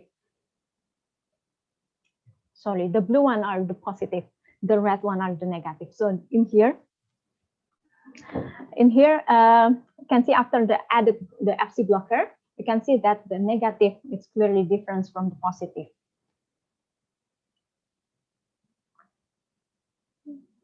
So the staining type, there are three type of cell surface as cell staining. Cell surface, just the surface of the cell, and it's the easiest and least background, such as when you want to just differentiate the type of cells, like the B cells, T cells, BC, or macrophage, or anything else. And then the intracellular, which means the inside, it required the fixation and permeabilization and can use conjugate primary antibody or secondary. However, when we use the intracellular, such as for cytokines, chemokines, that mentioned before, Dr. Riki used cytokines by RT-PCR, real-time PCR, but real-time PCR can increase in the early phase. So before making the protein product, the messenger RNA will increase first. But however, sometimes it cannot be directly into product because messenger RNA can be cut into several type process in the end. So when we want to know that if this is really the product, and how many populations of cells that can express the cytokine, then we use the flow cytometer. In here for intracellular, especially in cytokines, we need to stimulate the cells first. Stimulate, which means the cells can be produce the cytokines inside, but we trap with adding with the referaldin and monensin A, so it cannot be expressed outside. So trap inside, and then we stain inside with the color of the cytokine. And for signaling transcription, such as JAK-STAT signaling, we can also phosphorylations also can be, we stimulate first, and then it needs to be fast as possible to do the intracellular. And nuclear, it's the same. It's also required fixation and permeabilization, such as transcription factor, like for some T helper cells that we need to know that transcription factor like TH1 with Tbet or TH17 where ROR gamma. So intracellular staining, we need a fixation with either methyl or formaldehyde and permeabilizations with a detergent or alcohol. But however, now there are so many commercials that include both and can cooperate with most of the conjugate antibodies. Always using it cool. And then because we see that the fixations is means and perm can open the cell surface, cell membrane, and then the antibody will go inside and then attach to the target antigen, and it can alter the cell size. It can be shrink as it's open and it's closed again. And it can be done before or after surface staining. You can check the manufacturer protocols for that. And then we already finished until the staining considerations, and then we will go to the cell viability and gapping strategy. We obviously that we want to get only the live cell. So we have to remove the dead cells because it can increase the false positive due to autofluorescence and cannot be always removed by the first gating by FSC and SSC gating. There are two types of dyes, DNA and protein dyes. That DNA, it cannot be used with fixed cells. It only can be used for the live cells. So when you want to know like the toxicity of some kind of reagent or chemical you use for the cells, you can use directly with the DNA dyes because you only want to check either your cells live or dead after the stimulations. So it's binding directly to the chromosome. And whereas the protein dyes can bind to both and light. So when you do any type of stimulations that needs to like to edit the fixation and permeabilization, you can use the protein dyes as they okay with the fixable. And compensation setting. This is important. This is necessary when you do the multi-panel, the multicolor setting. When you only use one color, such as GFP for your transfection cells, you only need to add the negative cells and then with the positive cells for the sample. So negative and the sample, because you only need one channel. However, when you use more than 1, 2, until 7 or 10 type of colors, you need to do the compensation as you see on the first part of slides. There are so many type of channel with a closest overlap of filter can be between this. So it can have a such spillover, the spectral overlap between different fluorochromes. And we need to prepare the unstained samples, no staining at all. And then the single stainings, if you have 6 or 7 colors, you need to add each different single staining compensation. And all treat in the same condition. What does it mean? If you use fixable and firm, all the cells should be in the fixed and firm condition. Or even though for single staining, you don't need to stimulate anything, like if you want to check the cytokine, or you don't need to, just the same condition with the fixed and firm condition. Because it may alter the size.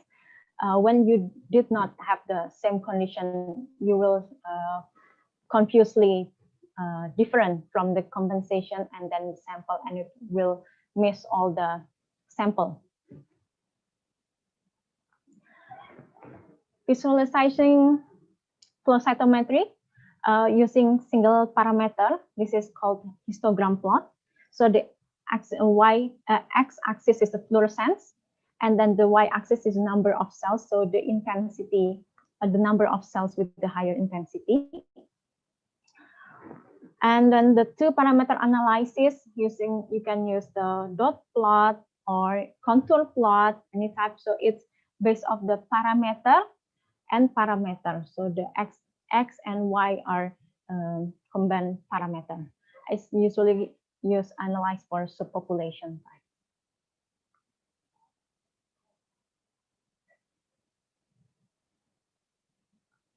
Here's in the getting strategy. So after you collecting the cells, especially the single cells, and then you staining added with the, if either it's just the surface or adding with the intracellular surface, and also staining with the, for that cell, the dump cell, and then you're ready to do the FACS and the flow cytometry analysis. And then first is the FSC and SSC gating, the forward scatter and side scatter. So from the first part, as you see that the cells can be interrogated by laser, and then the cell will fluorescence will pass through the forward scatter, and then 90 degrees with the side scatter detector, and then the fluorochromes will pass each filter wavelength, and then go to the digital. And then for disclaimer, this is not what you see directly through the machine of the flow cytometry machine, but this is what you see the end through the software for analysis. And then here we see that this is our target population, and then this is the debris, as many people generally consider that the forward scatter is considered as the size of the cell, and then the side scatter as the complexity. So the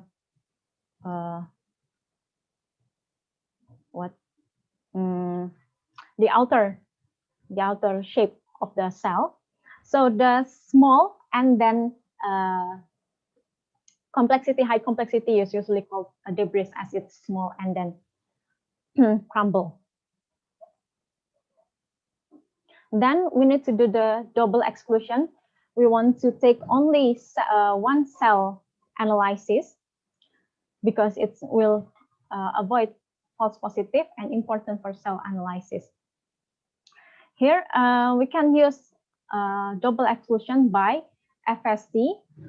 So the size versus the area, the size height, the intensity, fluorescence intensity height, and then versus the area, or by the width and then the height 2 times. So after the side and then forward. So this is, so the red one is a double cell. So we only take the single part of the cell. After single, then gating for the cell viability. This is the higher fluorescence means the positive. So this means like these are the ones who are taking more dyed dumb cells fluorescence. So this one is a live cells. Then after that, we can starting to, so after the cell death, and then we can start to getting the cells directly into our desired populations. So for example workflow, this is the whole cell that getting through. And first we getting through the FST and SSC, forward and the side scatter. So this is our desired population, or in here. So how do you manage to know that which kind of the cell population that you want to? At least do not to the left and then to the end, because this part is always the debris, as it's so small and crumble. Of course, we need to like a little bit to the side, and you can take the bigger as possible if you want to. You can get into this big or a little bit smaller, it's okay. Because next we will cut the cell double. I usually prefer to use the height versus width area, because it will be more accurate rather than just intensity height versus the area. So we get this because the higher intensity and then bigger, it's usually a duplet cell. So we take the lower part and then use this lower part also.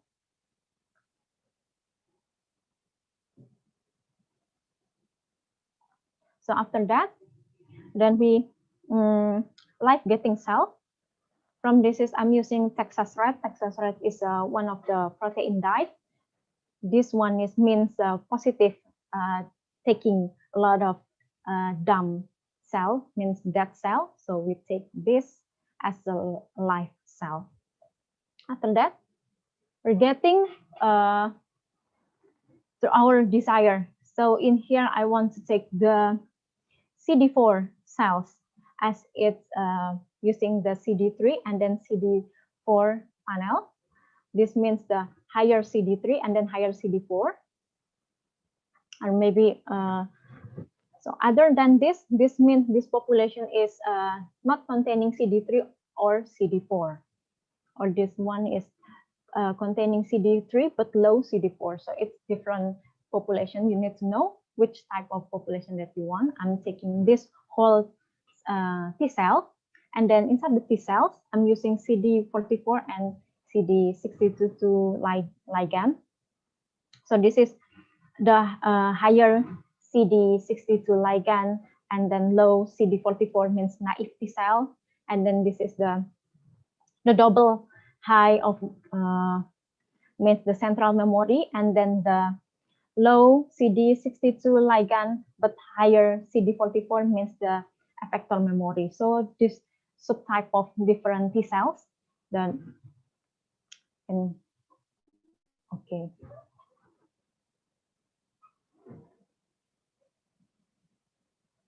So this is the end of my presentations.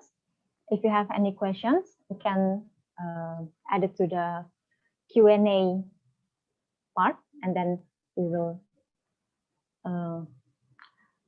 answer later. Okay, thank you, Dr. Astri. It's a nice presentation and got me new knowledge about FACT techniques for cell morphology characterization. Next, we move to the last honorable distinguished speakers for today, Mrs. Pauline Subsamwang, PhD, who will deliver a presentation about cell culture, do and does in the laboratory. Before we start, let me introduce Mr. Pauline.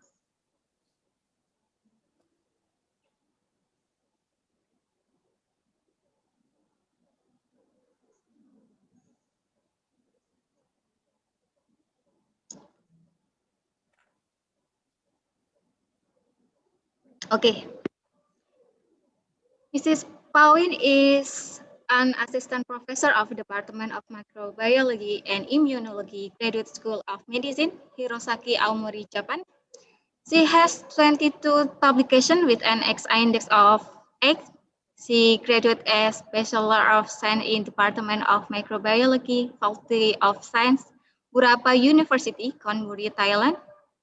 And she got master degree in Science in Department of Medical Microbiology, Faculty of Medicine, Graduate School Interdisciplinary Program, Chulalongkorn University, Bangkok, Thailand, and she got her PhD in Department of Environmental and Preventive Medicine, Faculty of Medicine, Oita University, Japan.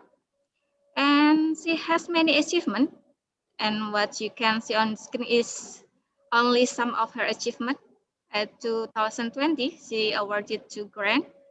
The first is University Northern Tohoku Research Grant, and the second is Hirosaki University Female Research Recruitment and Development Support Business Research Grant from Hirosaki University, Aomori, Japan. She also have many teaching and research experience. In 2020, she finished her postdoctoral fellowship in Research Institute for Microbial Disease, Osaka University, Japan. And I would like to give the time to Mrs. Pauline. Time is yours. Thank you. Let me share my slide. Can you see my slide? Hello? Yes, it can see clearly. And the voice is clear? Yes, Mrs. Okay. You can clearly see the screen. Okay, let me start. Thank you very much for having me here today. I am excited to be here and to talk and share my experience about my research to all of you. I'm sorry, Mrs. Pauline. I can hear your voice clearly. Can you hear? Feel like so far, your voice is so far. Oh. Okay. Can you hear me? Not yet. Okay. Maybe the mic closer. Okay. It's clear now. Okay, thank you. Okay, Thank you very much for having me here today. I am excited to be here and to talk and share my experience about my research to all of you. My name is Pavini Sapsomwong from the Department of Microbiology and Immunology, Graduate School of Medicine, Hirosaki University, Aomori Prefecture, Japan. Today, I'm going to talk about cell culture, including how to handle the cell culture and prevent the contamination and cell culture application. First of all, I would like to give you briefly introduction about my workplace. Probably not so many people here know where is Hirosaki located. Hirosaki University was established in 1949. This is a I'm sorry, national. Fasan. Your voice is too low. Could you please make your voice higher? I'm Okay. sorry. Thank you. Hirosaki University was established in 1949. This is the national university located in Aomori Prefecture in the northern end of Honshu Island. Is here.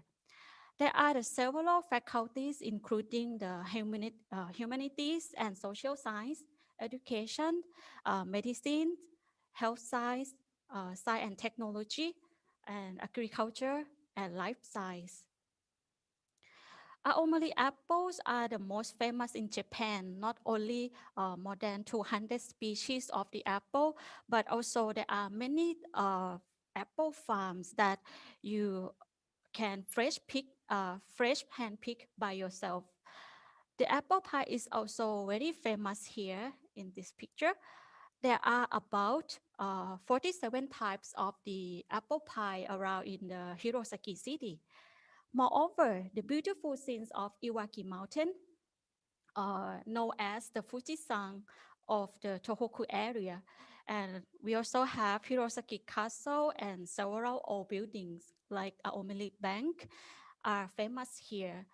And these figures are the scenes of cherry blossom tree along the canal of Hirosaki Castle in the different seasons. Like this is in spring, and this is in autumn, and this is in winter. As you can see in the spring, the sakura or cherry blossom tree is so beautiful, or it's pink. And in the autumn, the color leaf is all changed to yellow and red. And in the winter, all the water around the canal is changed to the ice. So after the COVID-19 ends, please visit Aomori Prefecture and enjoy. Okay, let's go back to our topic today. Uh, I'm going to talk about 5 topics, including the introduction about the cell culture and also the basic of cell culture and the do and don'ts in the laboratory and application use cell line in the research, especially gastroenterology research, and end with the summary. Okay, let's start. What is the cell culture? Cell culture refers to the removal of the cells from animal, plant, and tissue. The morphology of the cell culture are fibroblast-like cells, epithelial-like cells, and lymphoblast-like cells. The first fibroblast-like cell, the cells are bipolar or multipolar and have elongate shape and grow attached to the substrate shown in this figure. And the example of the fibroblast-like cell are like A9, which is connective tissue from the mouse, and 293, which is embryonic kidney from the human. The second, epithelial-like cell, these cells are grow uh, polygonal in the shape with a more regular dimension and grow attached to the substrate in discrete patches. The example of the epithelial-like cell are CARCO2, which is the colon adenocarcinoma from human, and HeLa cells, which is from cervix carcinoma from human. And the last is lymphoblast-like cell. The shape is spherical in the shape and usually grow in suspension without attaching to the surface, as shown in this picture. And the cells are floating in the media and different from those two types of the cells. The example of lymphoblast-like cell are H9, which is the T cell lymphoma from human, and IM9, marrow from the myeloma of human. Now we already know types of the cell culture. Next, I'm going to talk about the basic of the cell culture. First, I would like to explain about the biosafety. Biosafety is the application of the safety precaution that reduce the risk of exposure or potential infection from the microbe and contamination of the work environment. There are four levels of the biosafety. As the first one, biosafety level 1 or BSL1, which work with the agent that are not known to cause the disease in the normal healthy humans. For example, non-pathogenic strain of Escherichia coli. The second is BSL2, which work with the moderate risk agent known to cause the human disease of variety severity by ingestion. For example, Helicobacter pylori, Staphylococcus aureus, Salmonella, and so on. For the BSL3, works with unknown potential for aerosol transmission, and the agent may cause the serious and potential lethal infections. For example, Mycobacterium tuberculosis, Bacillus anthracis, and etc. And the last is BSL4, works with the high individual risk of the life-threatening disease by the infectious aerosol and no treatment, such as the Ebola. Next is the safety equipment and facility construct that we should concern about before you working. The first one is BSL1. You can work on the open lab bench and you need separate the working space from the rest area, and you need gowns, glove, and eye protection. For the BSL2, the laboratory has the self-closing door. All the procedures that can cause the infection from the aerosol should perform within the biosafety cabinet, and all staff should be autoclaved before disposal. Next is BSL3. This is the BSL3 in my department. There are two sets of the self-closing and locking doors. The shower as with blowing the wind to remove all the contaminants, for example, the dust or something else between you before you enter to the experiment room. And it also have the special door for transfer the stuff. Like here is writing past the box. So this is like the place that you can transfer the stuff from outside to inside by this door. And inside the room consists of the biosafety cabinet as shown in this figure, and also the separate autoclave. And the exhaust air cannot be recirculated. The lastly is the BSL4 laboratory. Is in the separate building or in an isolated and restricted zone of the building, has a dedicated supply and exhaust air, as well as the vacuum lines and the contamination system. The positive pressure suit is required. So it is very important to know the BSL level or BSL of the experiment that we are dealing with for sake and safety. Next, I am going to talk about the basic practice for the cell culture. First, safety equipment. The personal protective equipment or PPE, including the surgical cap, goggles, masks, face shield, gowns, gloves, and shoe covers are needed. The safe laboratory practice, drinking or eating or smoking in the laboratory are strictly prohibit. If there are any incidents related to the infectious agent, it must be immediately report to the laboratory office or safety office.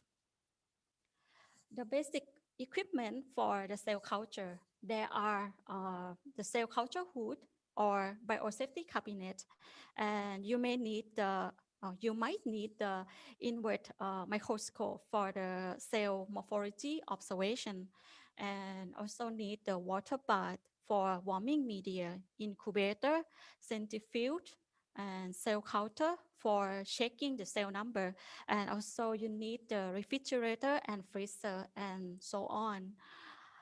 Next is about cell culture media. Cell culture media provides the necessary nutrients or growth factor and hormones for the cell growth.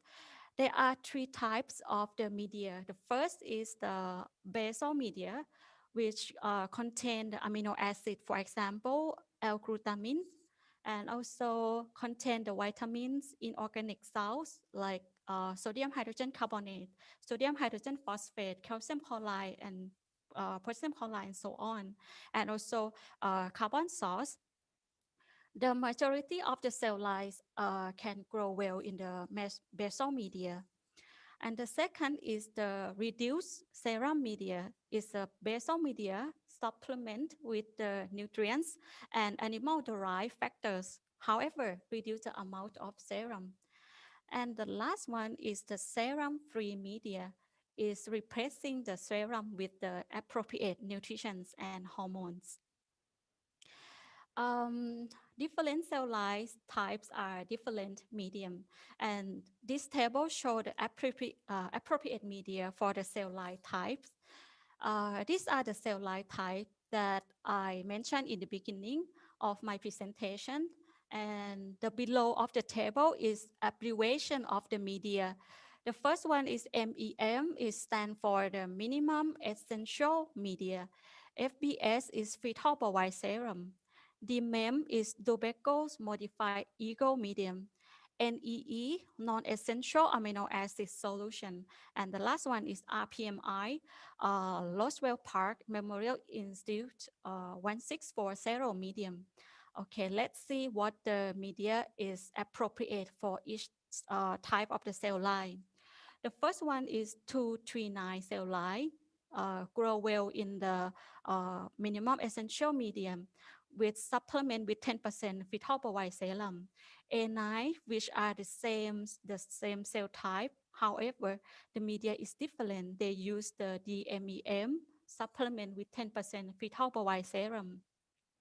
The next is Carco2 and HeLa cell are epithelial cell lines using the same media like MEM. However, the difference of the percentage of the fetal bovine serum as 20% and 10% and require non-essential amino acid solution.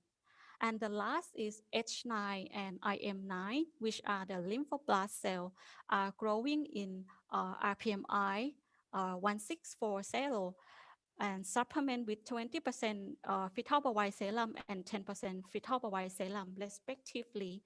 So in case there is no information available, in general, is MEM for the adherent cells and RPMI 1640 is for suspension cells. Next is about subculturing and passaging.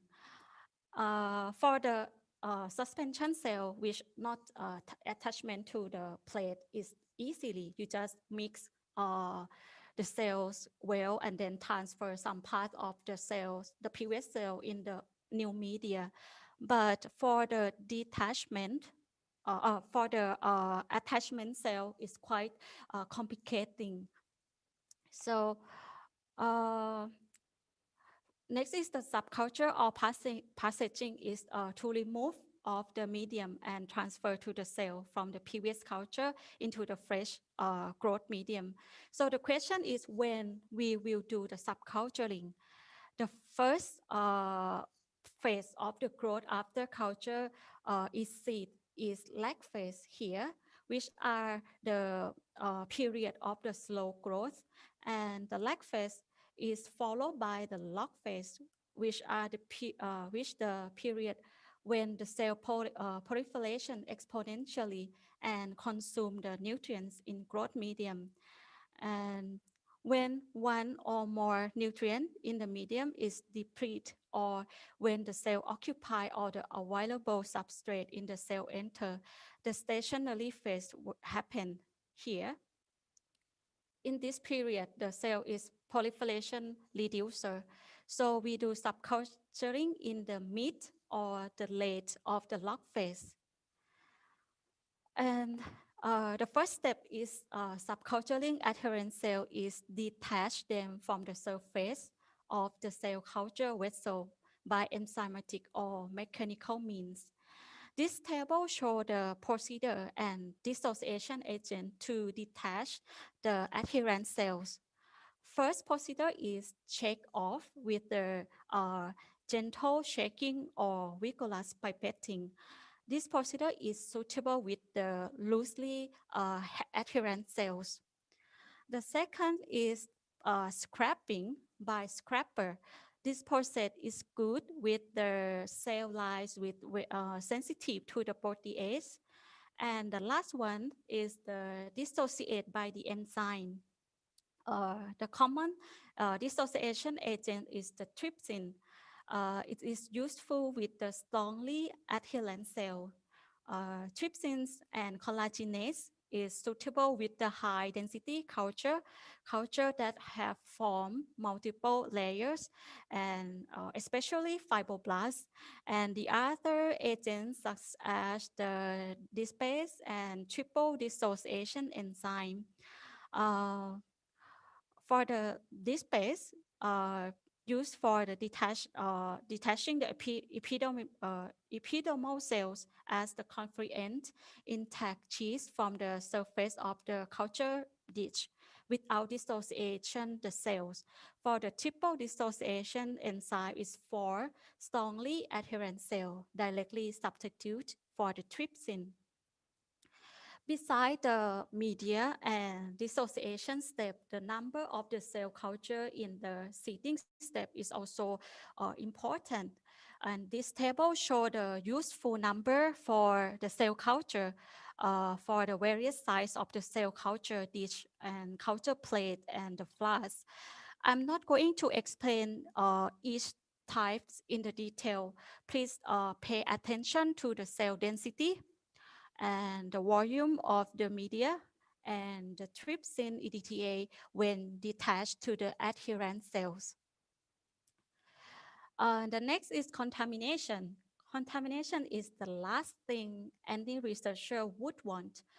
The contamination in the cell culture includes the chemical contamination and the biological contamination.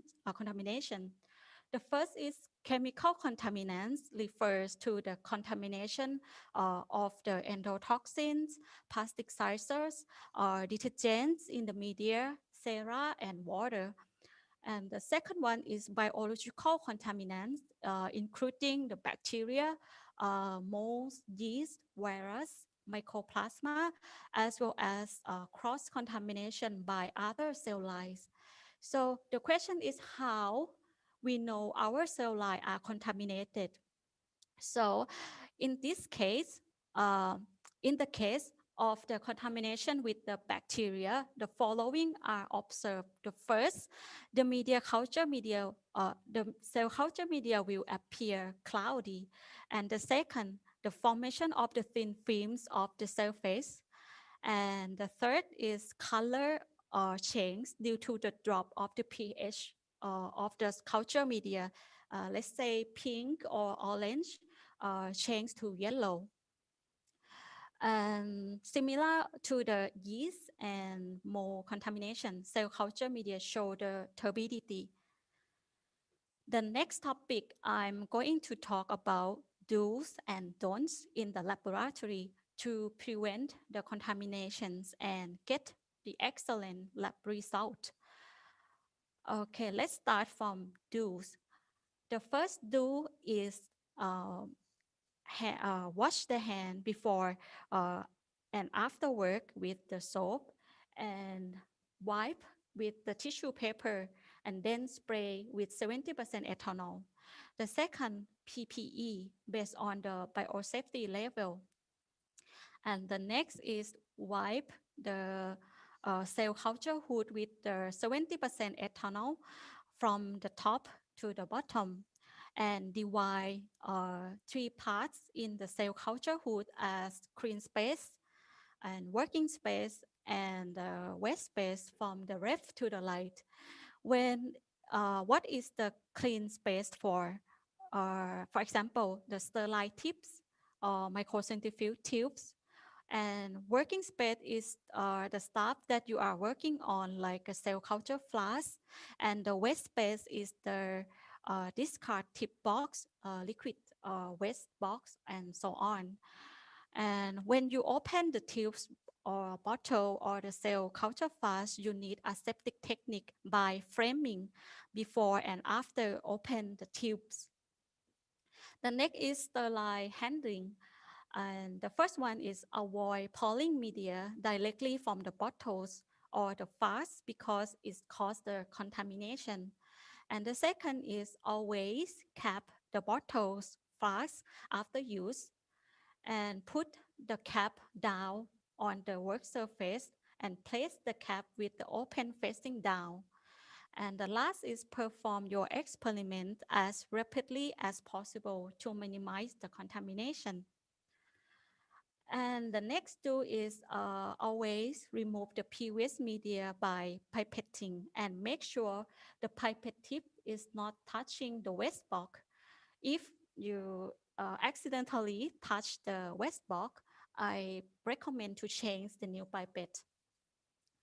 And always perform aseptic technique when you open closed bottles and make sure you burn the cap of the bottle before open and close.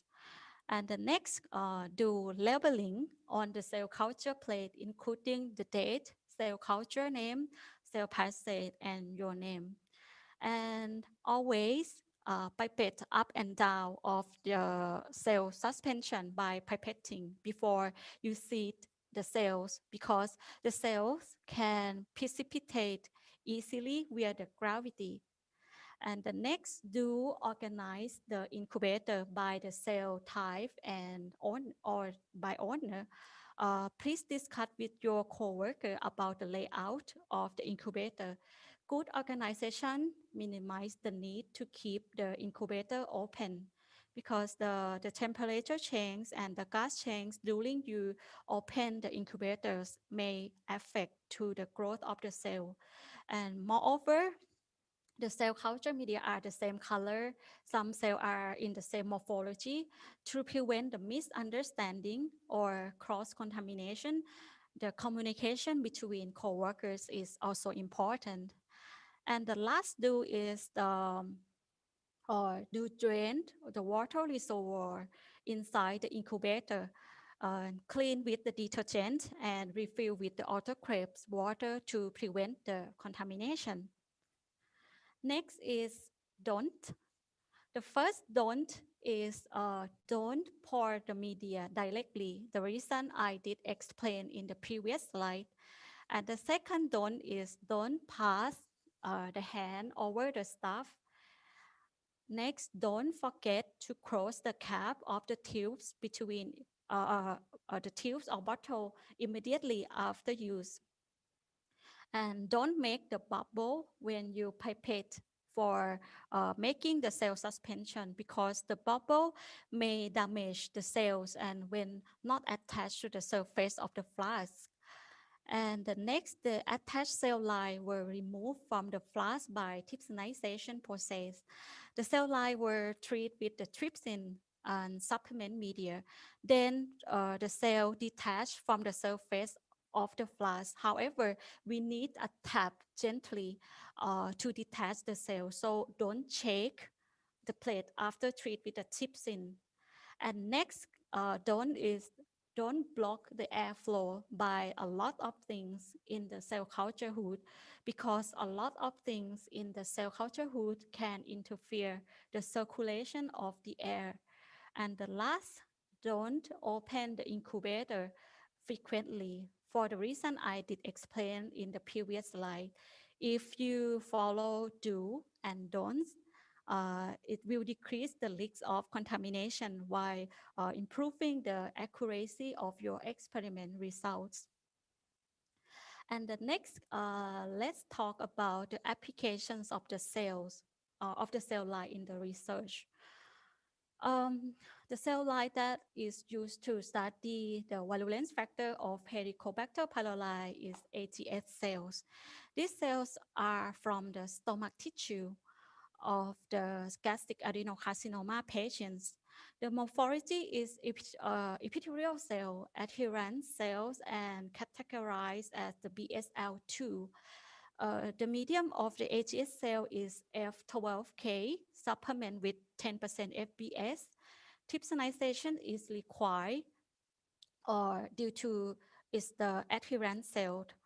CAC-A is the toxin that is injected to the host cell by the type 4 secretion system and cause the cell damage. And this experiment used the AGS cell line to study the virulence factor of the CAC-A of Helicobacter pylori. And this is an infected group. As you can see, the cells are regular shape and intact. And these three figures are AGS cell infected with the Helicobacter pylori, different type of the CAC-A. And it shows the irregular shape of the AGS cell after Helicobacter pylori infection. And we call this hummingbird phenotype. For the next example of the application is to generate the monoclonal antibody using the hybridoma technique. Hybridoma is the fusion between myeloma cells and B cells from the splenocytes. Myeloma cells are the B lymphoblasts, is not attached, is the cell suspension. It categorized as the BSL1 level, and to generate the hybridoma that can produce the monoclonal antibody specific to the Helicobacter pylori. First, we infect the Helicobacter pylori to the mice, and then we collect the spleen and transport to the lab by the transport medium.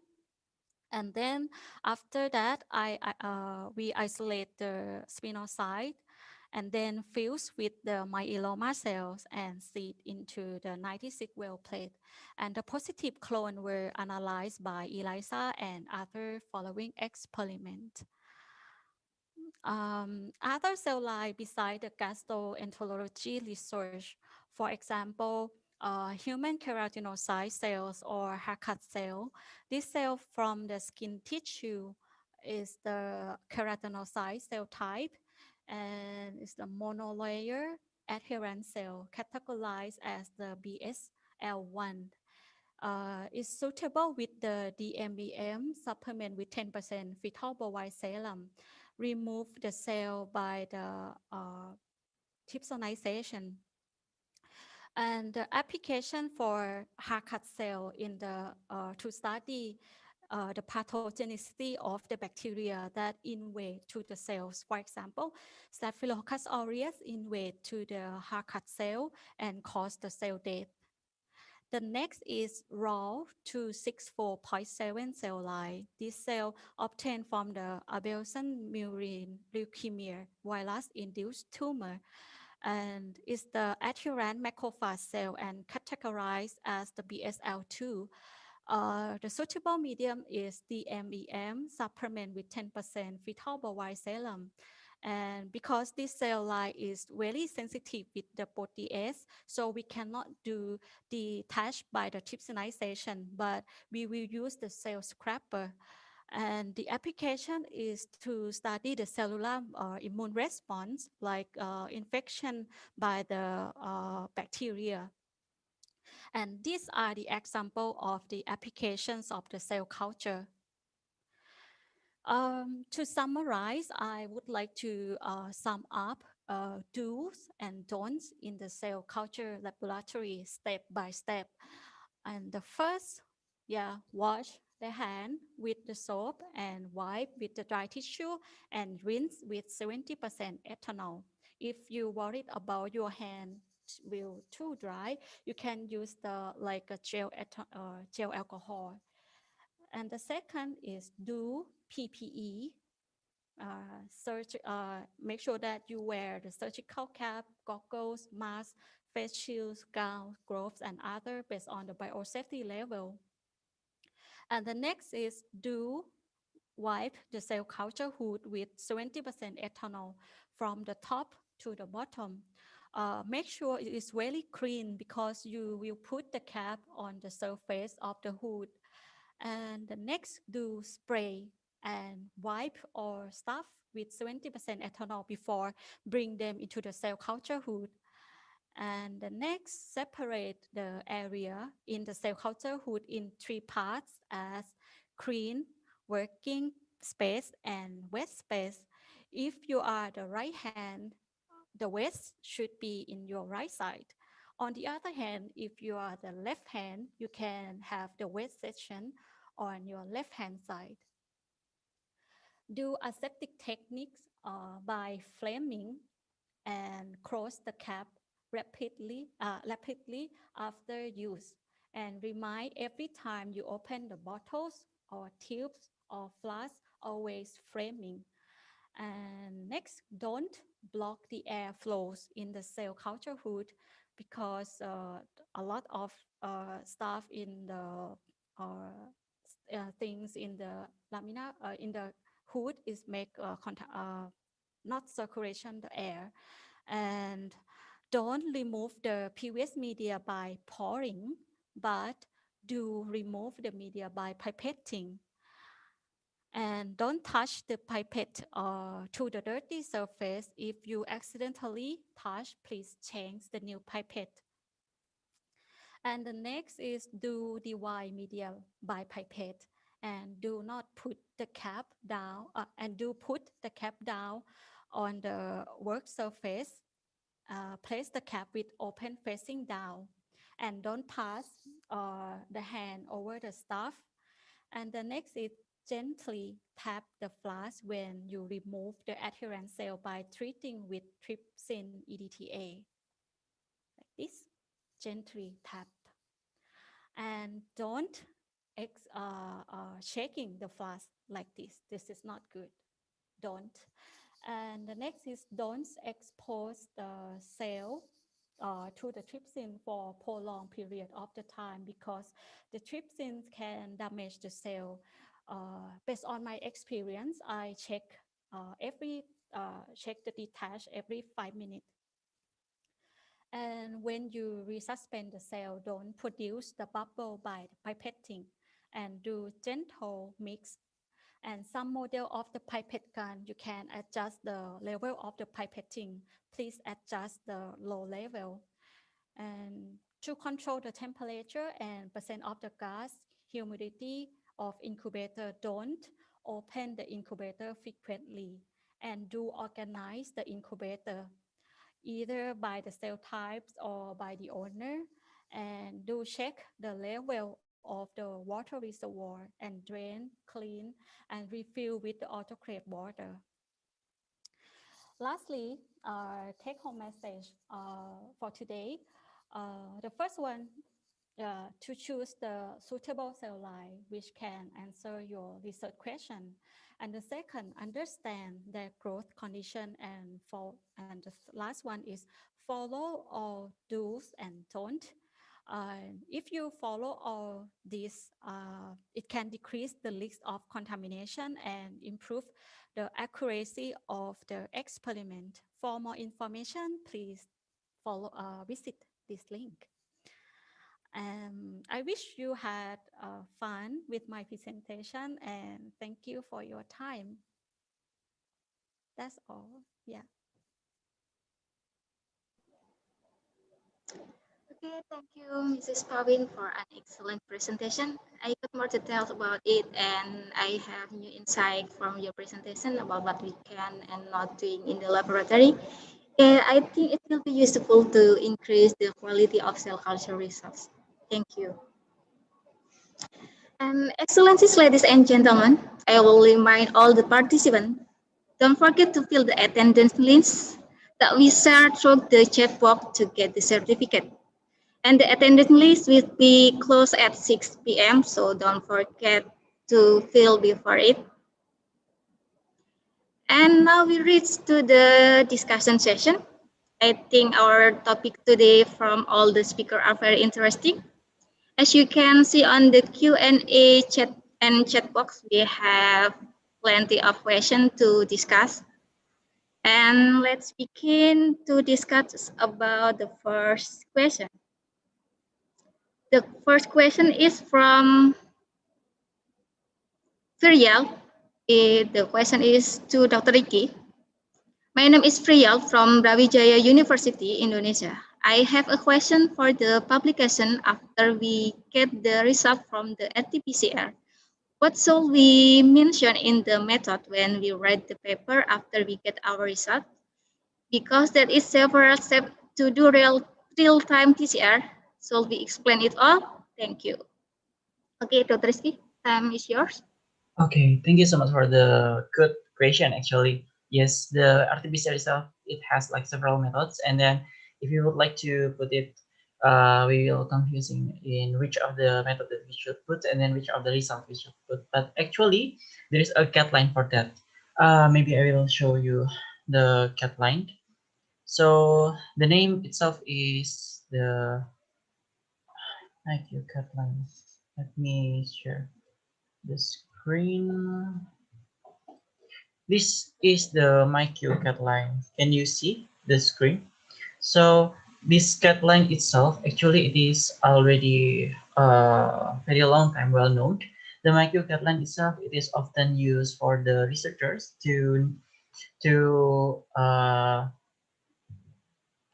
sorry.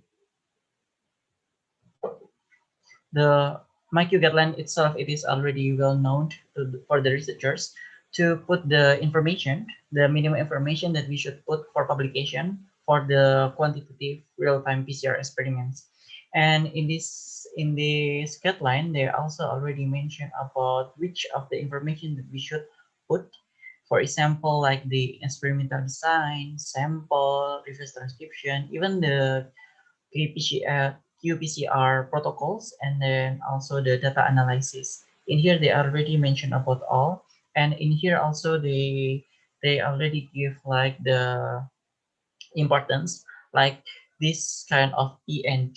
The E itself is the essential information that we have to put in our publication, and then D itself, like this is the desirable information, and all of this we should put in our should be put in our publication.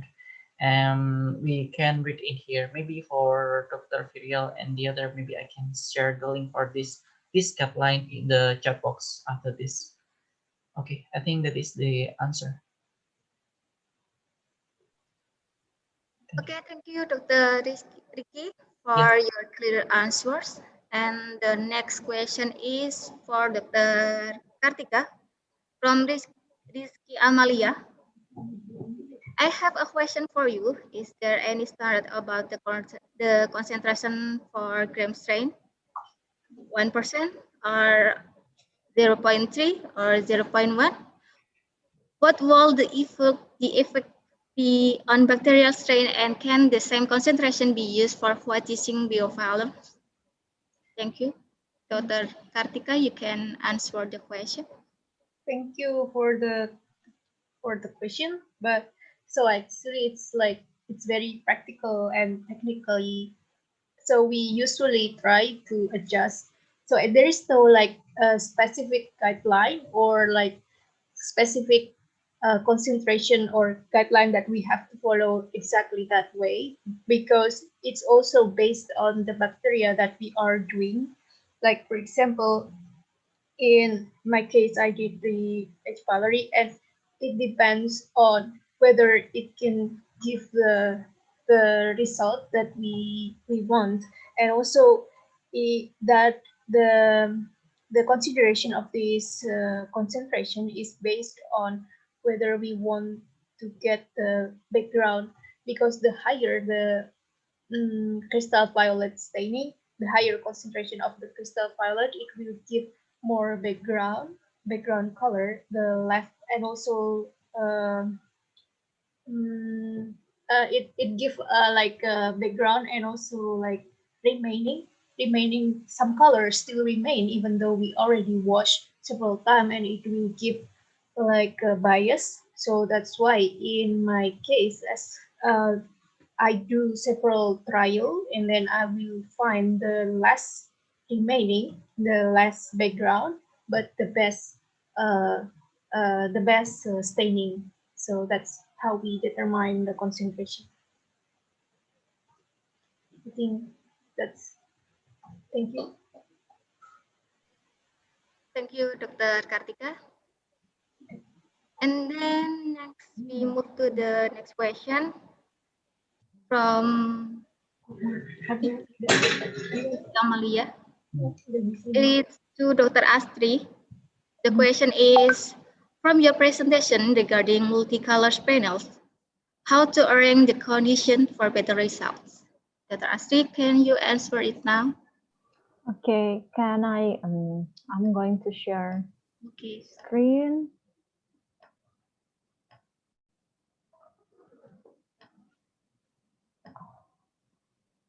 Okay, so in here, you can see again the different multi-channels. So if you want to,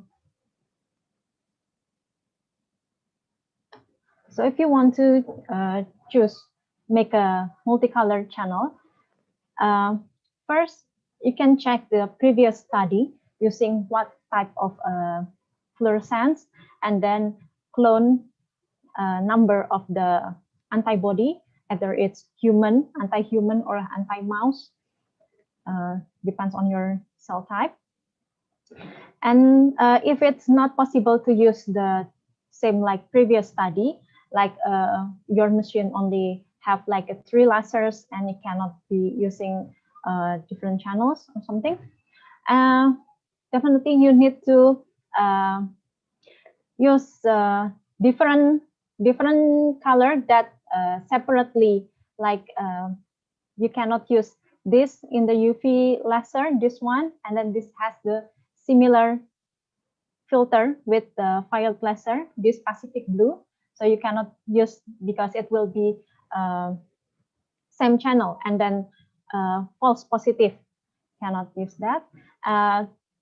Like this type, this one, you can use this one, and then the far away, this one. So you cannot, you can separately different laser, and then minimize the spillover because of the closest filter. And then the second one, for the weak antigen, such as like CD56 or some cytokine that you know that you might get just small number from the subpopulation, use the highest brightness of the fluorochrome. You can check, you can browsing the fluorochrome that has the highest intensity brightness. You can use that for the weak antigen. Okay, I think it's those are, and oh, the last one is better to use the single fluorochrome rather than tandem. Single means like the 50C or APC or PE, rather than tandem with like PE size 7 or PE APC size 7, something like that, because the tandem is usually easily to bleach.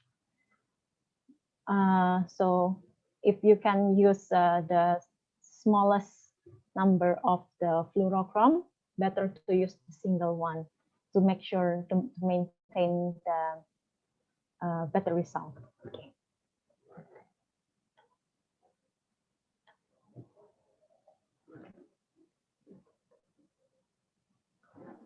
Okay, back to the MC.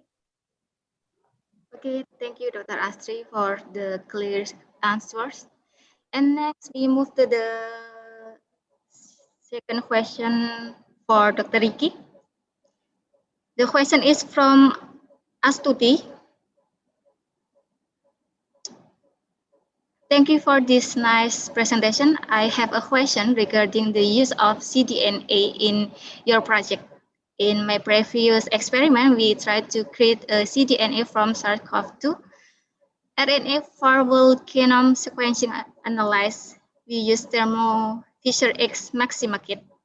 And then we send the cDNA in icebox and send it to another lab in Jakarta. For 2 days later, it analyzed. But our experiment for cDNA were failed. Maybe you can share your thought about this case and possible tips and tricks that I can use if next time I will make cDNA again. Okay, that's good question for Dr.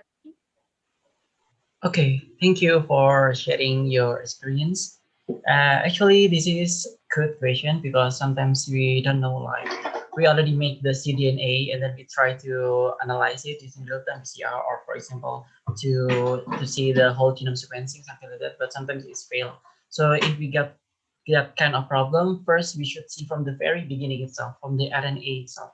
After the RNA extraction, we should make sure that our RNA itself is good condition, like what I mentioned before in the quantity and also in the quality itself. And also, if we already measure like the quantity itself is enough, for example, and then also the quality itself, it is, we already know that like the 28S and then 80S ratio, it is good. The next is we need to see whether our process for making the cDNA using the reverse transcript itself is good or not. And uh, if we, I'm sorry, if we don't have like the kind of the missing to do like the quality checking for the RNA itself, we can just use for the electrophoresis, and then we can see that whether our RNA is degraded or not. For the real-time PCR, I think the little degradation is okay, but for the using for the whole genome sequencing, of course, it will be a problem. So before we making the cDNA, please check the RNA quantity and then RNA quality itself. That is the first. And then for the cDNA, after we make the cDNA, and then we already very sure that our protocol is already same as the protocol guideline that from the company itself. We should think about the evaluation of our cDNA and also the storage of our cDNA itself. Maybe I will share screen. I already find that the kit that used in here. So let me share. In here, in this kit, this one is the Thermofisher Maxima H minus, or the kit that used by, for example, by the Thermofisher and every Thermoscientific, and then the others. They always mention about all of the procedure very detailed, and this is just just short the short procedure. In here, they mention about the product storage. So the product itself, we can store at the -20 for up to 1 week. And then for longer, we need to store in the -70. And in that case, if you save it in the just ice box itself, I think it is not good. But if the ice itself that is just usual ice, if possible, please use the dry ice, because the dry ice can make sure and then also when you use dry ice, please put the cDNA itself, if the tube itself is very, how can I say, very tightly, and then also seal very good, because if this is exposed by the air also is not good. And when we put in the dry ice, please make sure that the box itself it is not leakage, because if the dry ice and then if the box itself, it can maintain the degree Celsius in the box itself, it is minus, for example, using the dry ice, it is minus 78, for example. But if this dry ice box, it is leakage, so it is not good. After we see that, after we for example, like we send to the another step, for example, for doing the NGS and the other else, they should make sure that is the condition of the cDNA good before they're running, because if all of these steps for the RNA and then cDNA making and then for the for the transportation itself is not good, the cDNA experiments, either real-time PCR or like the genome sequencing itself will be failed. So that is what I suggest to know what is the problem, and then also the tips to make it next time maybe more good result for the cDNA. Thank you. Okay, thank you. Next, we move to the next question from Dr. Isna. The question is for Mrs. Pawin. Thank you very much for your very insightful presentation. Oh, I'm sorry. This is from Rizky Amalia from Brawijaya University. I have two questions for Mrs. Pawin. How do you know if your cell culture is contaminated by Mycoplasma, and how to minimize the risk of cell line misidentification? Okay, Mrs. Pawin, can you answer it now? Okay, thank you. Can you hear me? Thank you so much for the question. The first question is, how do we know the cell culture is contaminated with Mycoplasma? As I told you, it's quite difficult because the Mycoplasma. Sorry, Mrs. Can you hear your voice? Huh? I hear your voice. Can you hear me? I can hear your voice clearly. Can you hear me? I'm sorry, maybe your mic closer so your voice louder. Can you hear me? And not yet. Oh. Can you hear me? Yes. Okay. Better. Okay. The first question is how do you know the cell culture is contaminated with the Mycoplasma?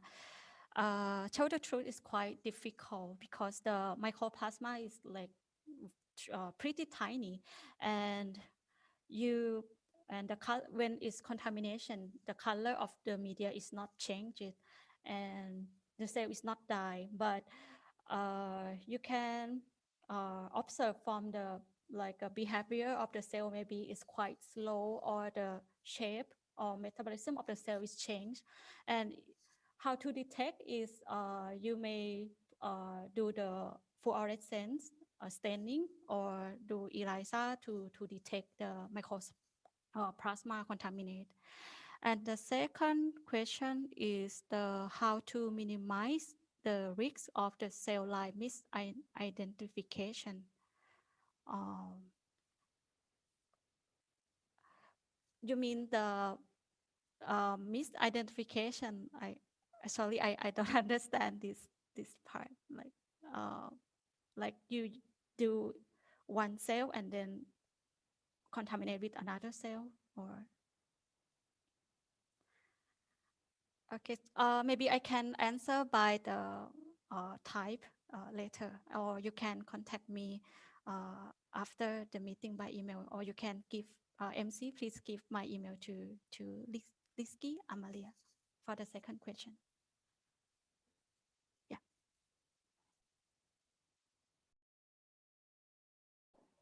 Thank you, Mrs. Pawin, for the answers. And next, we move to next question. I think the question from Firzan is related to Dr. Riki and Dr. Astri. So I would like to ask to Dr. Riki first, and then continue to Dr. Kartika. I'm sorry, Dr. Astri.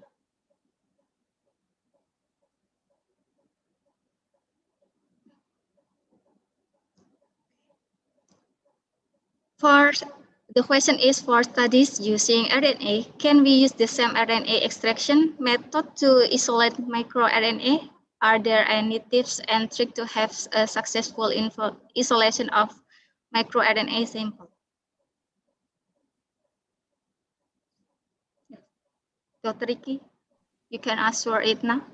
Oh, okay, thank you.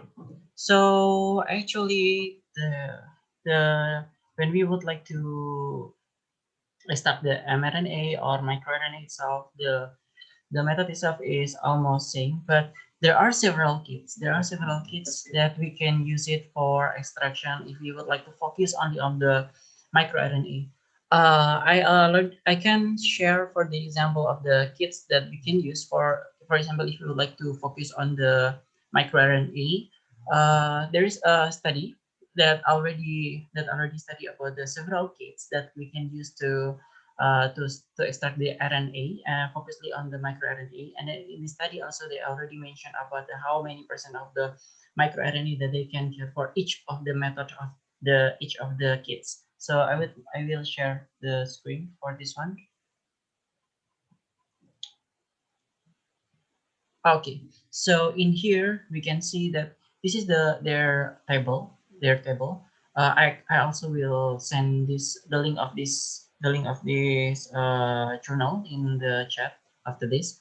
So the sample itself they're using the brain, liver, and also the lung, and the method itself they're using for the several kits in here. The like I mentioned before, for the RNA itself, we should know the quantity and also the quality. For the quantity itself, in here they already mentioned about the like this, like for example like this one and this one. It is specific for the microRNA extraction. And in here also they already mentioned about the total RNA that we can get. And then also for the total RNA itself, it kind of looks the total RNA itself it is high, but the RNA, this total RNA, it is not only the microRNA itself. It can also mostly maybe it is the ribosomal RNA. So in here they already measure about the microRNA, and we can see in here that is some of the kits that they are specific for the microRNA. For example, like this, they can give the presentation of the microRNA it is high in the each of the extraction in here. So I think first we should make sure about our sample itself. That is the first one, and then we should see the previous publication what they used, and then the second is we should also use for the kits that if we would like to focus on the microRNA, we should use the kit that is they are already specialized for the microRNA. Don't just use like the for example like the trizol RNA instruction or for example like the isolate 2. This is the kit also because they will give like the low concentration of the microRNA. Okay, so maybe that is the answer from me. Thank you.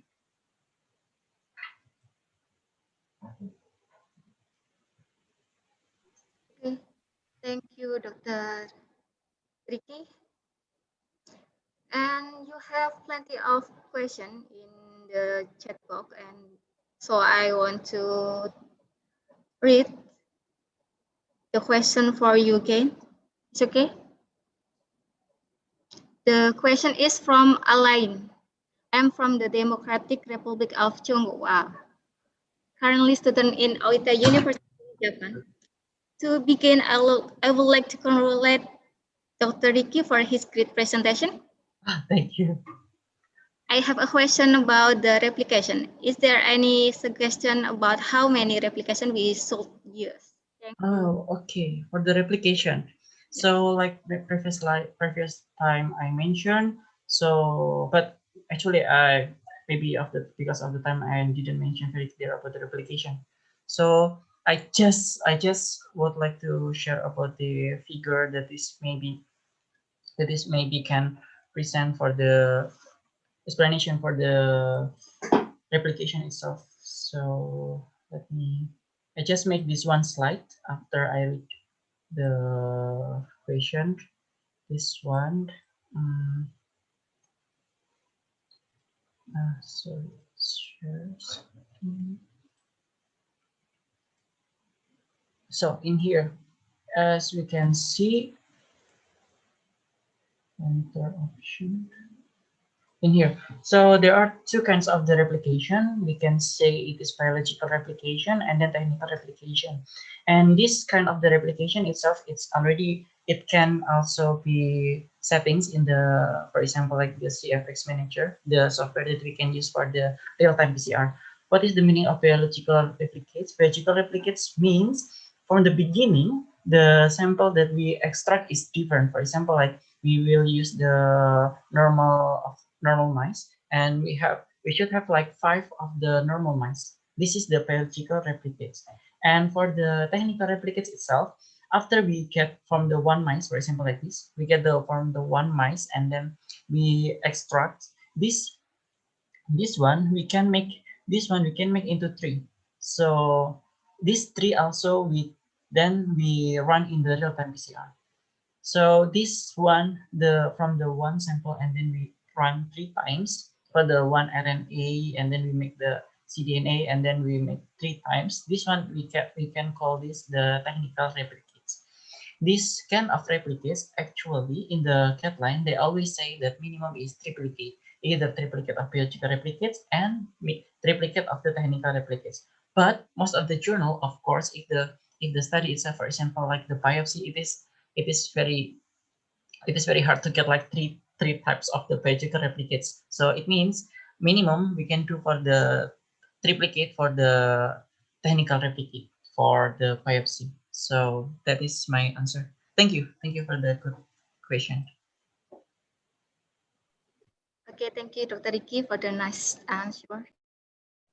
And next, the question for Dr. Astri.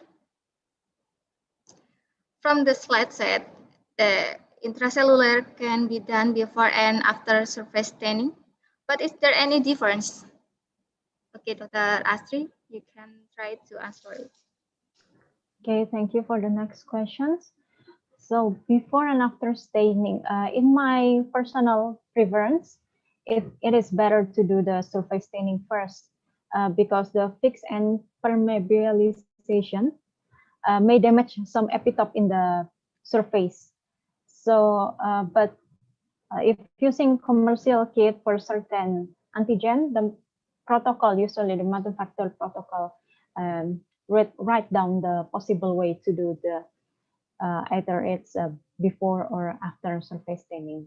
So, and then to minimize that, the forget, usually we can forget when we do our experiments, so it's better to do it from the outside to the inside. So doing the surface first, then to the inside to the intracellular. That's it.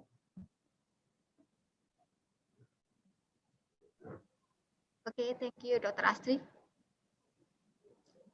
Next question is for Mrs. Pawin.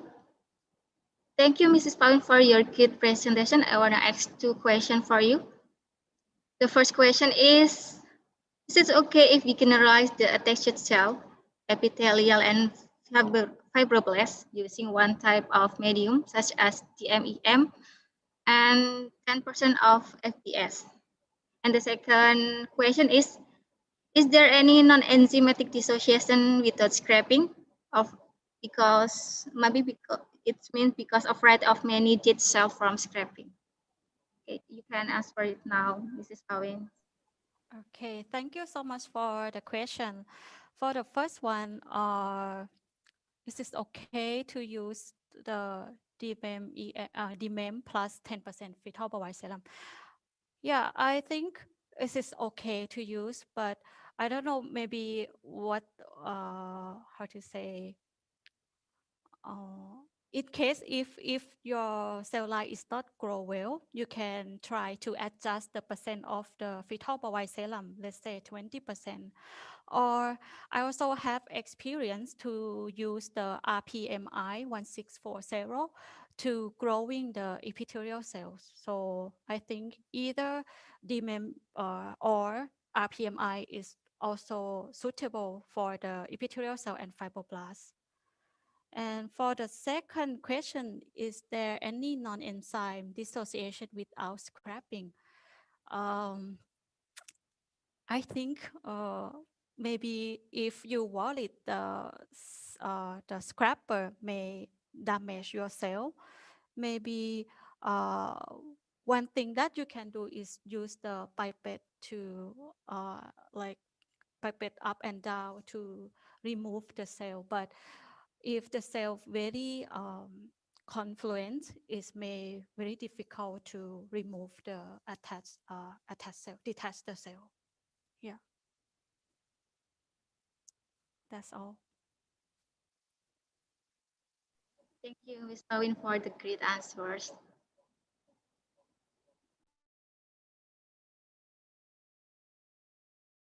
The next question is for Dr. Kartika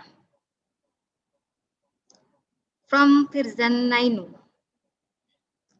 For the biofilm experiment, what can be concluded from this essay regarding H.pylori? What has not been answered in this field? Okay, Dr. Kartika, you can answer now.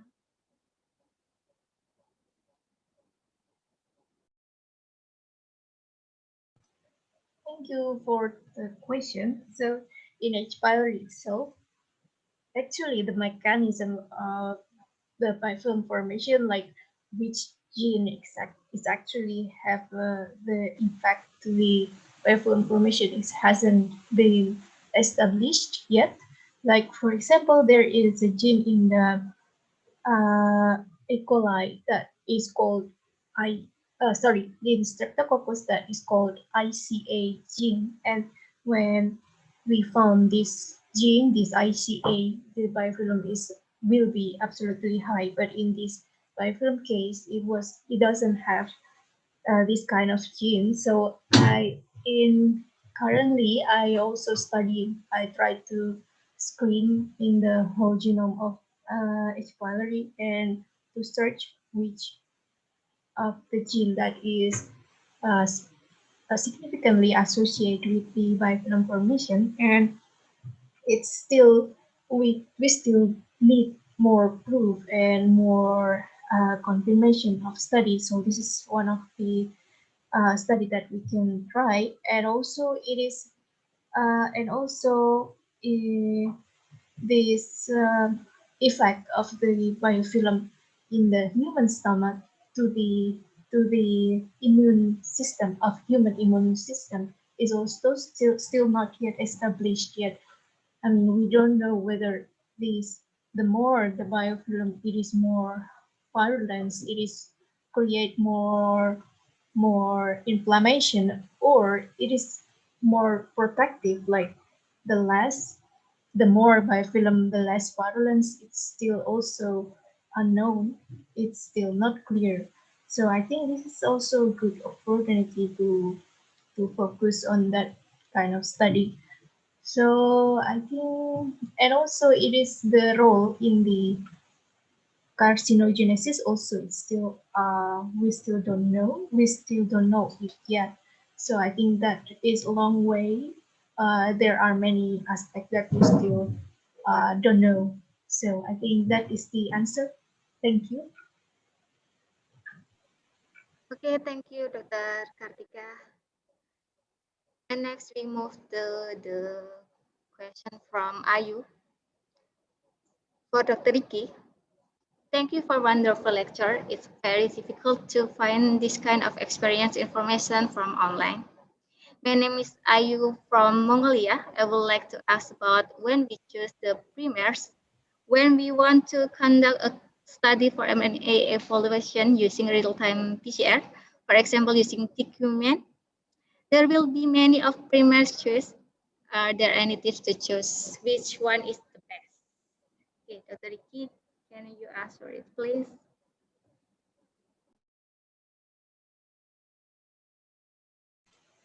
Okay, thank you. So that is a good question also.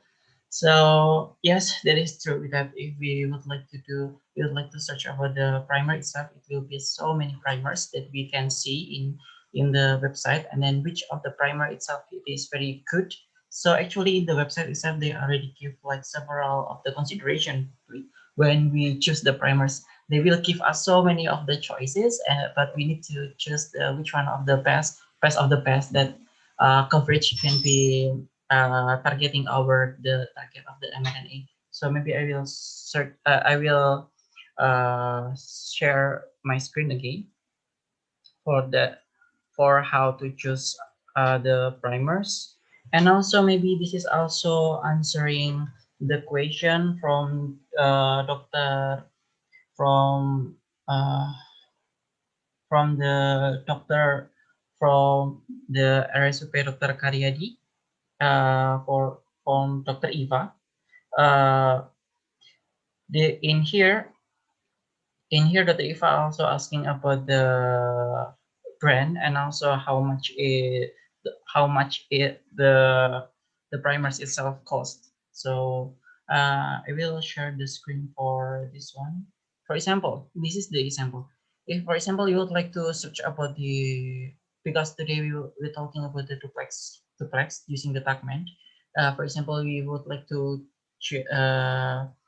would like to search about the interleukin 8 primers, just we need to write like Pacman primers and then thermovisor interleukin 8. And after that, they will give us like this of the like this kind of the window.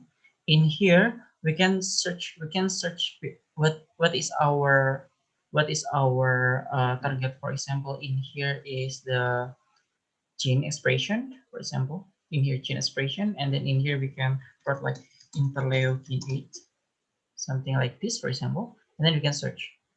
When we click this one, they will give us like so many of the primers that maybe we can choose, and then we will confuse. That's correct the answer. We will confuse like which one of this is good because it will be like so many like this. Therefore, we can specify what we need. For example, like the species we would like to use for the human, like this, and then it will be give us the result. Then for in here they will give us the some of the consideration. For example, like this, best coverage, most citation. It means this kind of the primer itself, it is best coverage in the field of the primer.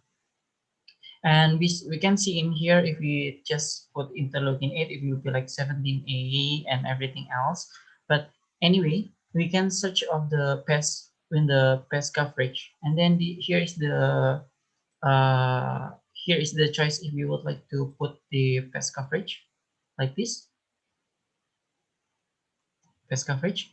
And then the gene itself, for example, like for example, like this is just example. We can find then interleukin 8 after we write several of the keywords. This is just example. In here we can see in here is the pest coverage. So please use the pest coverage. Pest coverage means if we use this in the so many samples, and the sample itself can so many of that sample can be detected, and can be coverage. And in here also they already mentioned about the dye. For example, like what I mentioned before, if you would like to use duplex, it means you have two different flow for. We should choose whether FAM or VIC, this is the color. And then also in here also they will give us the price. For example, like in here, one of this one for example like 75 reactions, it is around 19,000 yen. 19,000 yen, if this is rupiah, it means around 1,900,000 rupiah, for example, like that. And depends on the region, the price will be different. So we can see in this website, and mostly I think for the researchers for doing the real-time PCR, I think they are using the thermovisor, using the tagment, because the tagment itself it is now is the most popular, even I think in Indonesia. So that is my answer. Thank you. Okay, Dr. Riki, it's nice that you can demonstrate how to check the price also. And next, I think you can directly answer the question from Dr. Eva from Karyadi Hospital about To identify H.pylori with PCR, it is possible to directly analyze from gastric aspirate specimen, or we must make a culture before. Let me see first. To identification for H.pylori using PCR, is it have to be culture first, or can we just do from the specimen, for example, aspirate lambum or germinal? Oh, okay, thank you. So I will answer in here. So if you would like to know the, for example, like interleukin 8 in the epithelial cell, for example, like specific in the epithelial cell, it means we need to use the in vitro study. We can use the epithelial cell line, and then we put like the Fasan previous time already give us explanation. We put in the in vitro in the petri dish, and then we can grow it, and then we need to culture our H. pylori, for example, like for our 2005 for all strains from Indonesia, H. pylori, and then after that we need to infect the cells from the petri dish. This is if you would like to know the really interleukin 8 in the epithelial cell, for specific like that. But if you would like to see the expression for the patient itself, for example, we can use the directly from the biopsy from the stomach. So we can take the biopsy from the stomach. We can get like very little of the tissue, and after that we can do for the extraction either by using the silica membrane extraction, for example, like using the kit.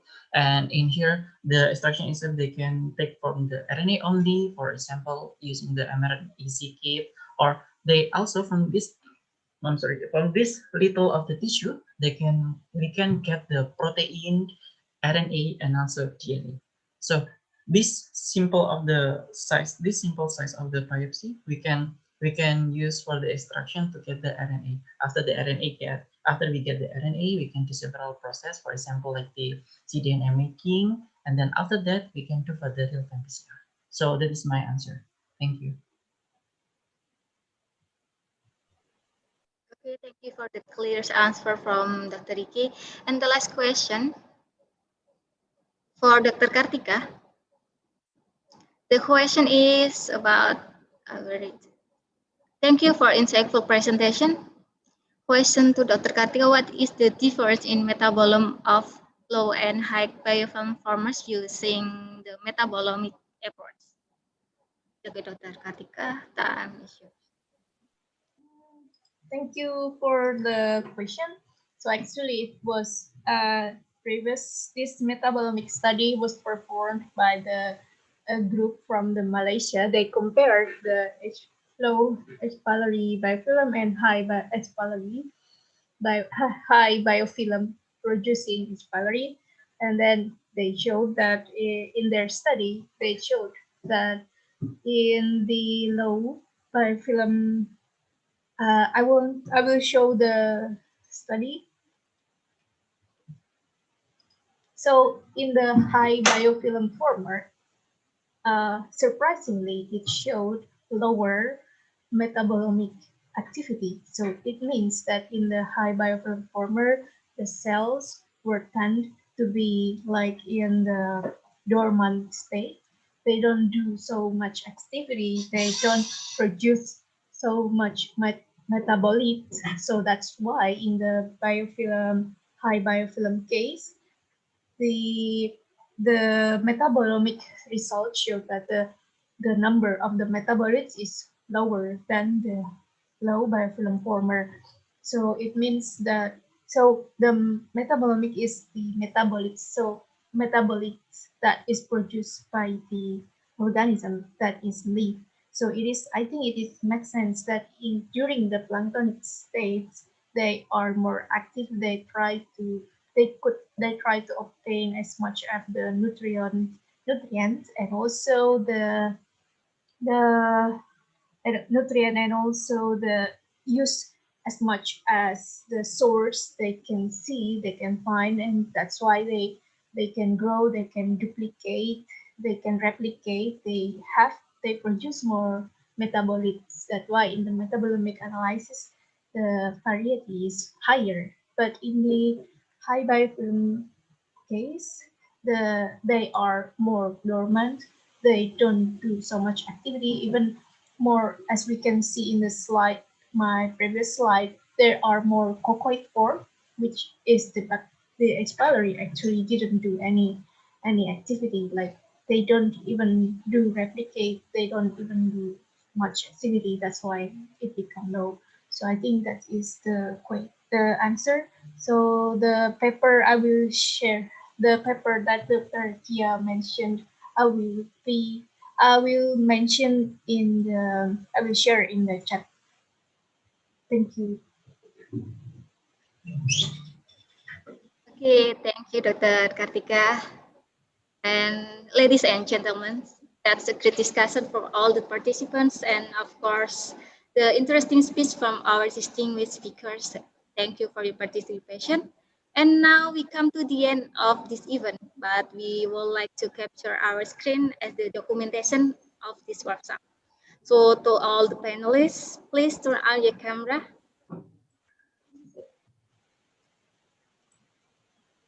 Okay. Dr. Kartika. Oh, I'm sorry, Dr. Asri. It's okay. Just like this. Oh, it's okay. Okay, I will count till 3 and you can make the breath pause. Okay, are you ready? Yes, we're ready. 1, 2, 3, cheers. Have done?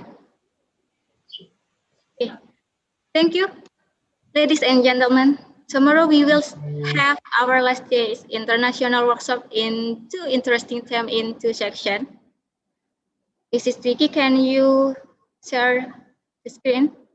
Okay, for your information, the first theme is about H.pylori infection, and our distinguished speaker are from Professor David Graham, MD, PhD, who will deliver about vanoprazan for H.pylori therapy, and also Dr. Muhammad Miftahul Surur, MD, PhD, who will deliver about strategy for H.pylori eradication in Indonesia, was distinguished it from countries with high gastric cancer incidence. And the second theme is about infection and cancer. Our distinguished speaker are Mr. Wei Chi Liao, MD, MSc, PhD, who will deliver about a practical of molecular and imaging approach detecting pancreatic cancer in Asian population. And the last speaker is Firman Setiawan, MD, who will deliver about MRSA surveillance in Indonesia. Okay, I think it's enough for today. And for all the participants, thank you for your active participation. And don't forget to fill the attendance list before 6 p.m. I'm Dia Amalinda. On behalf of the host and committee, we would like to extend once again our deepest appreciation to you all for your support in participation. I'm sorry for any inconvenience that may occur during the workshop. We hope you had a great time with us. Stay healthy and stay safe for everyone. See you tomorrow on the last day. Thank you and have a nice day. Thank you, Thank Mr. you. Thank you so Lawin, much. Dr. Riki, Dr. Kartika, Dr. Asri, and all the audience. See you again.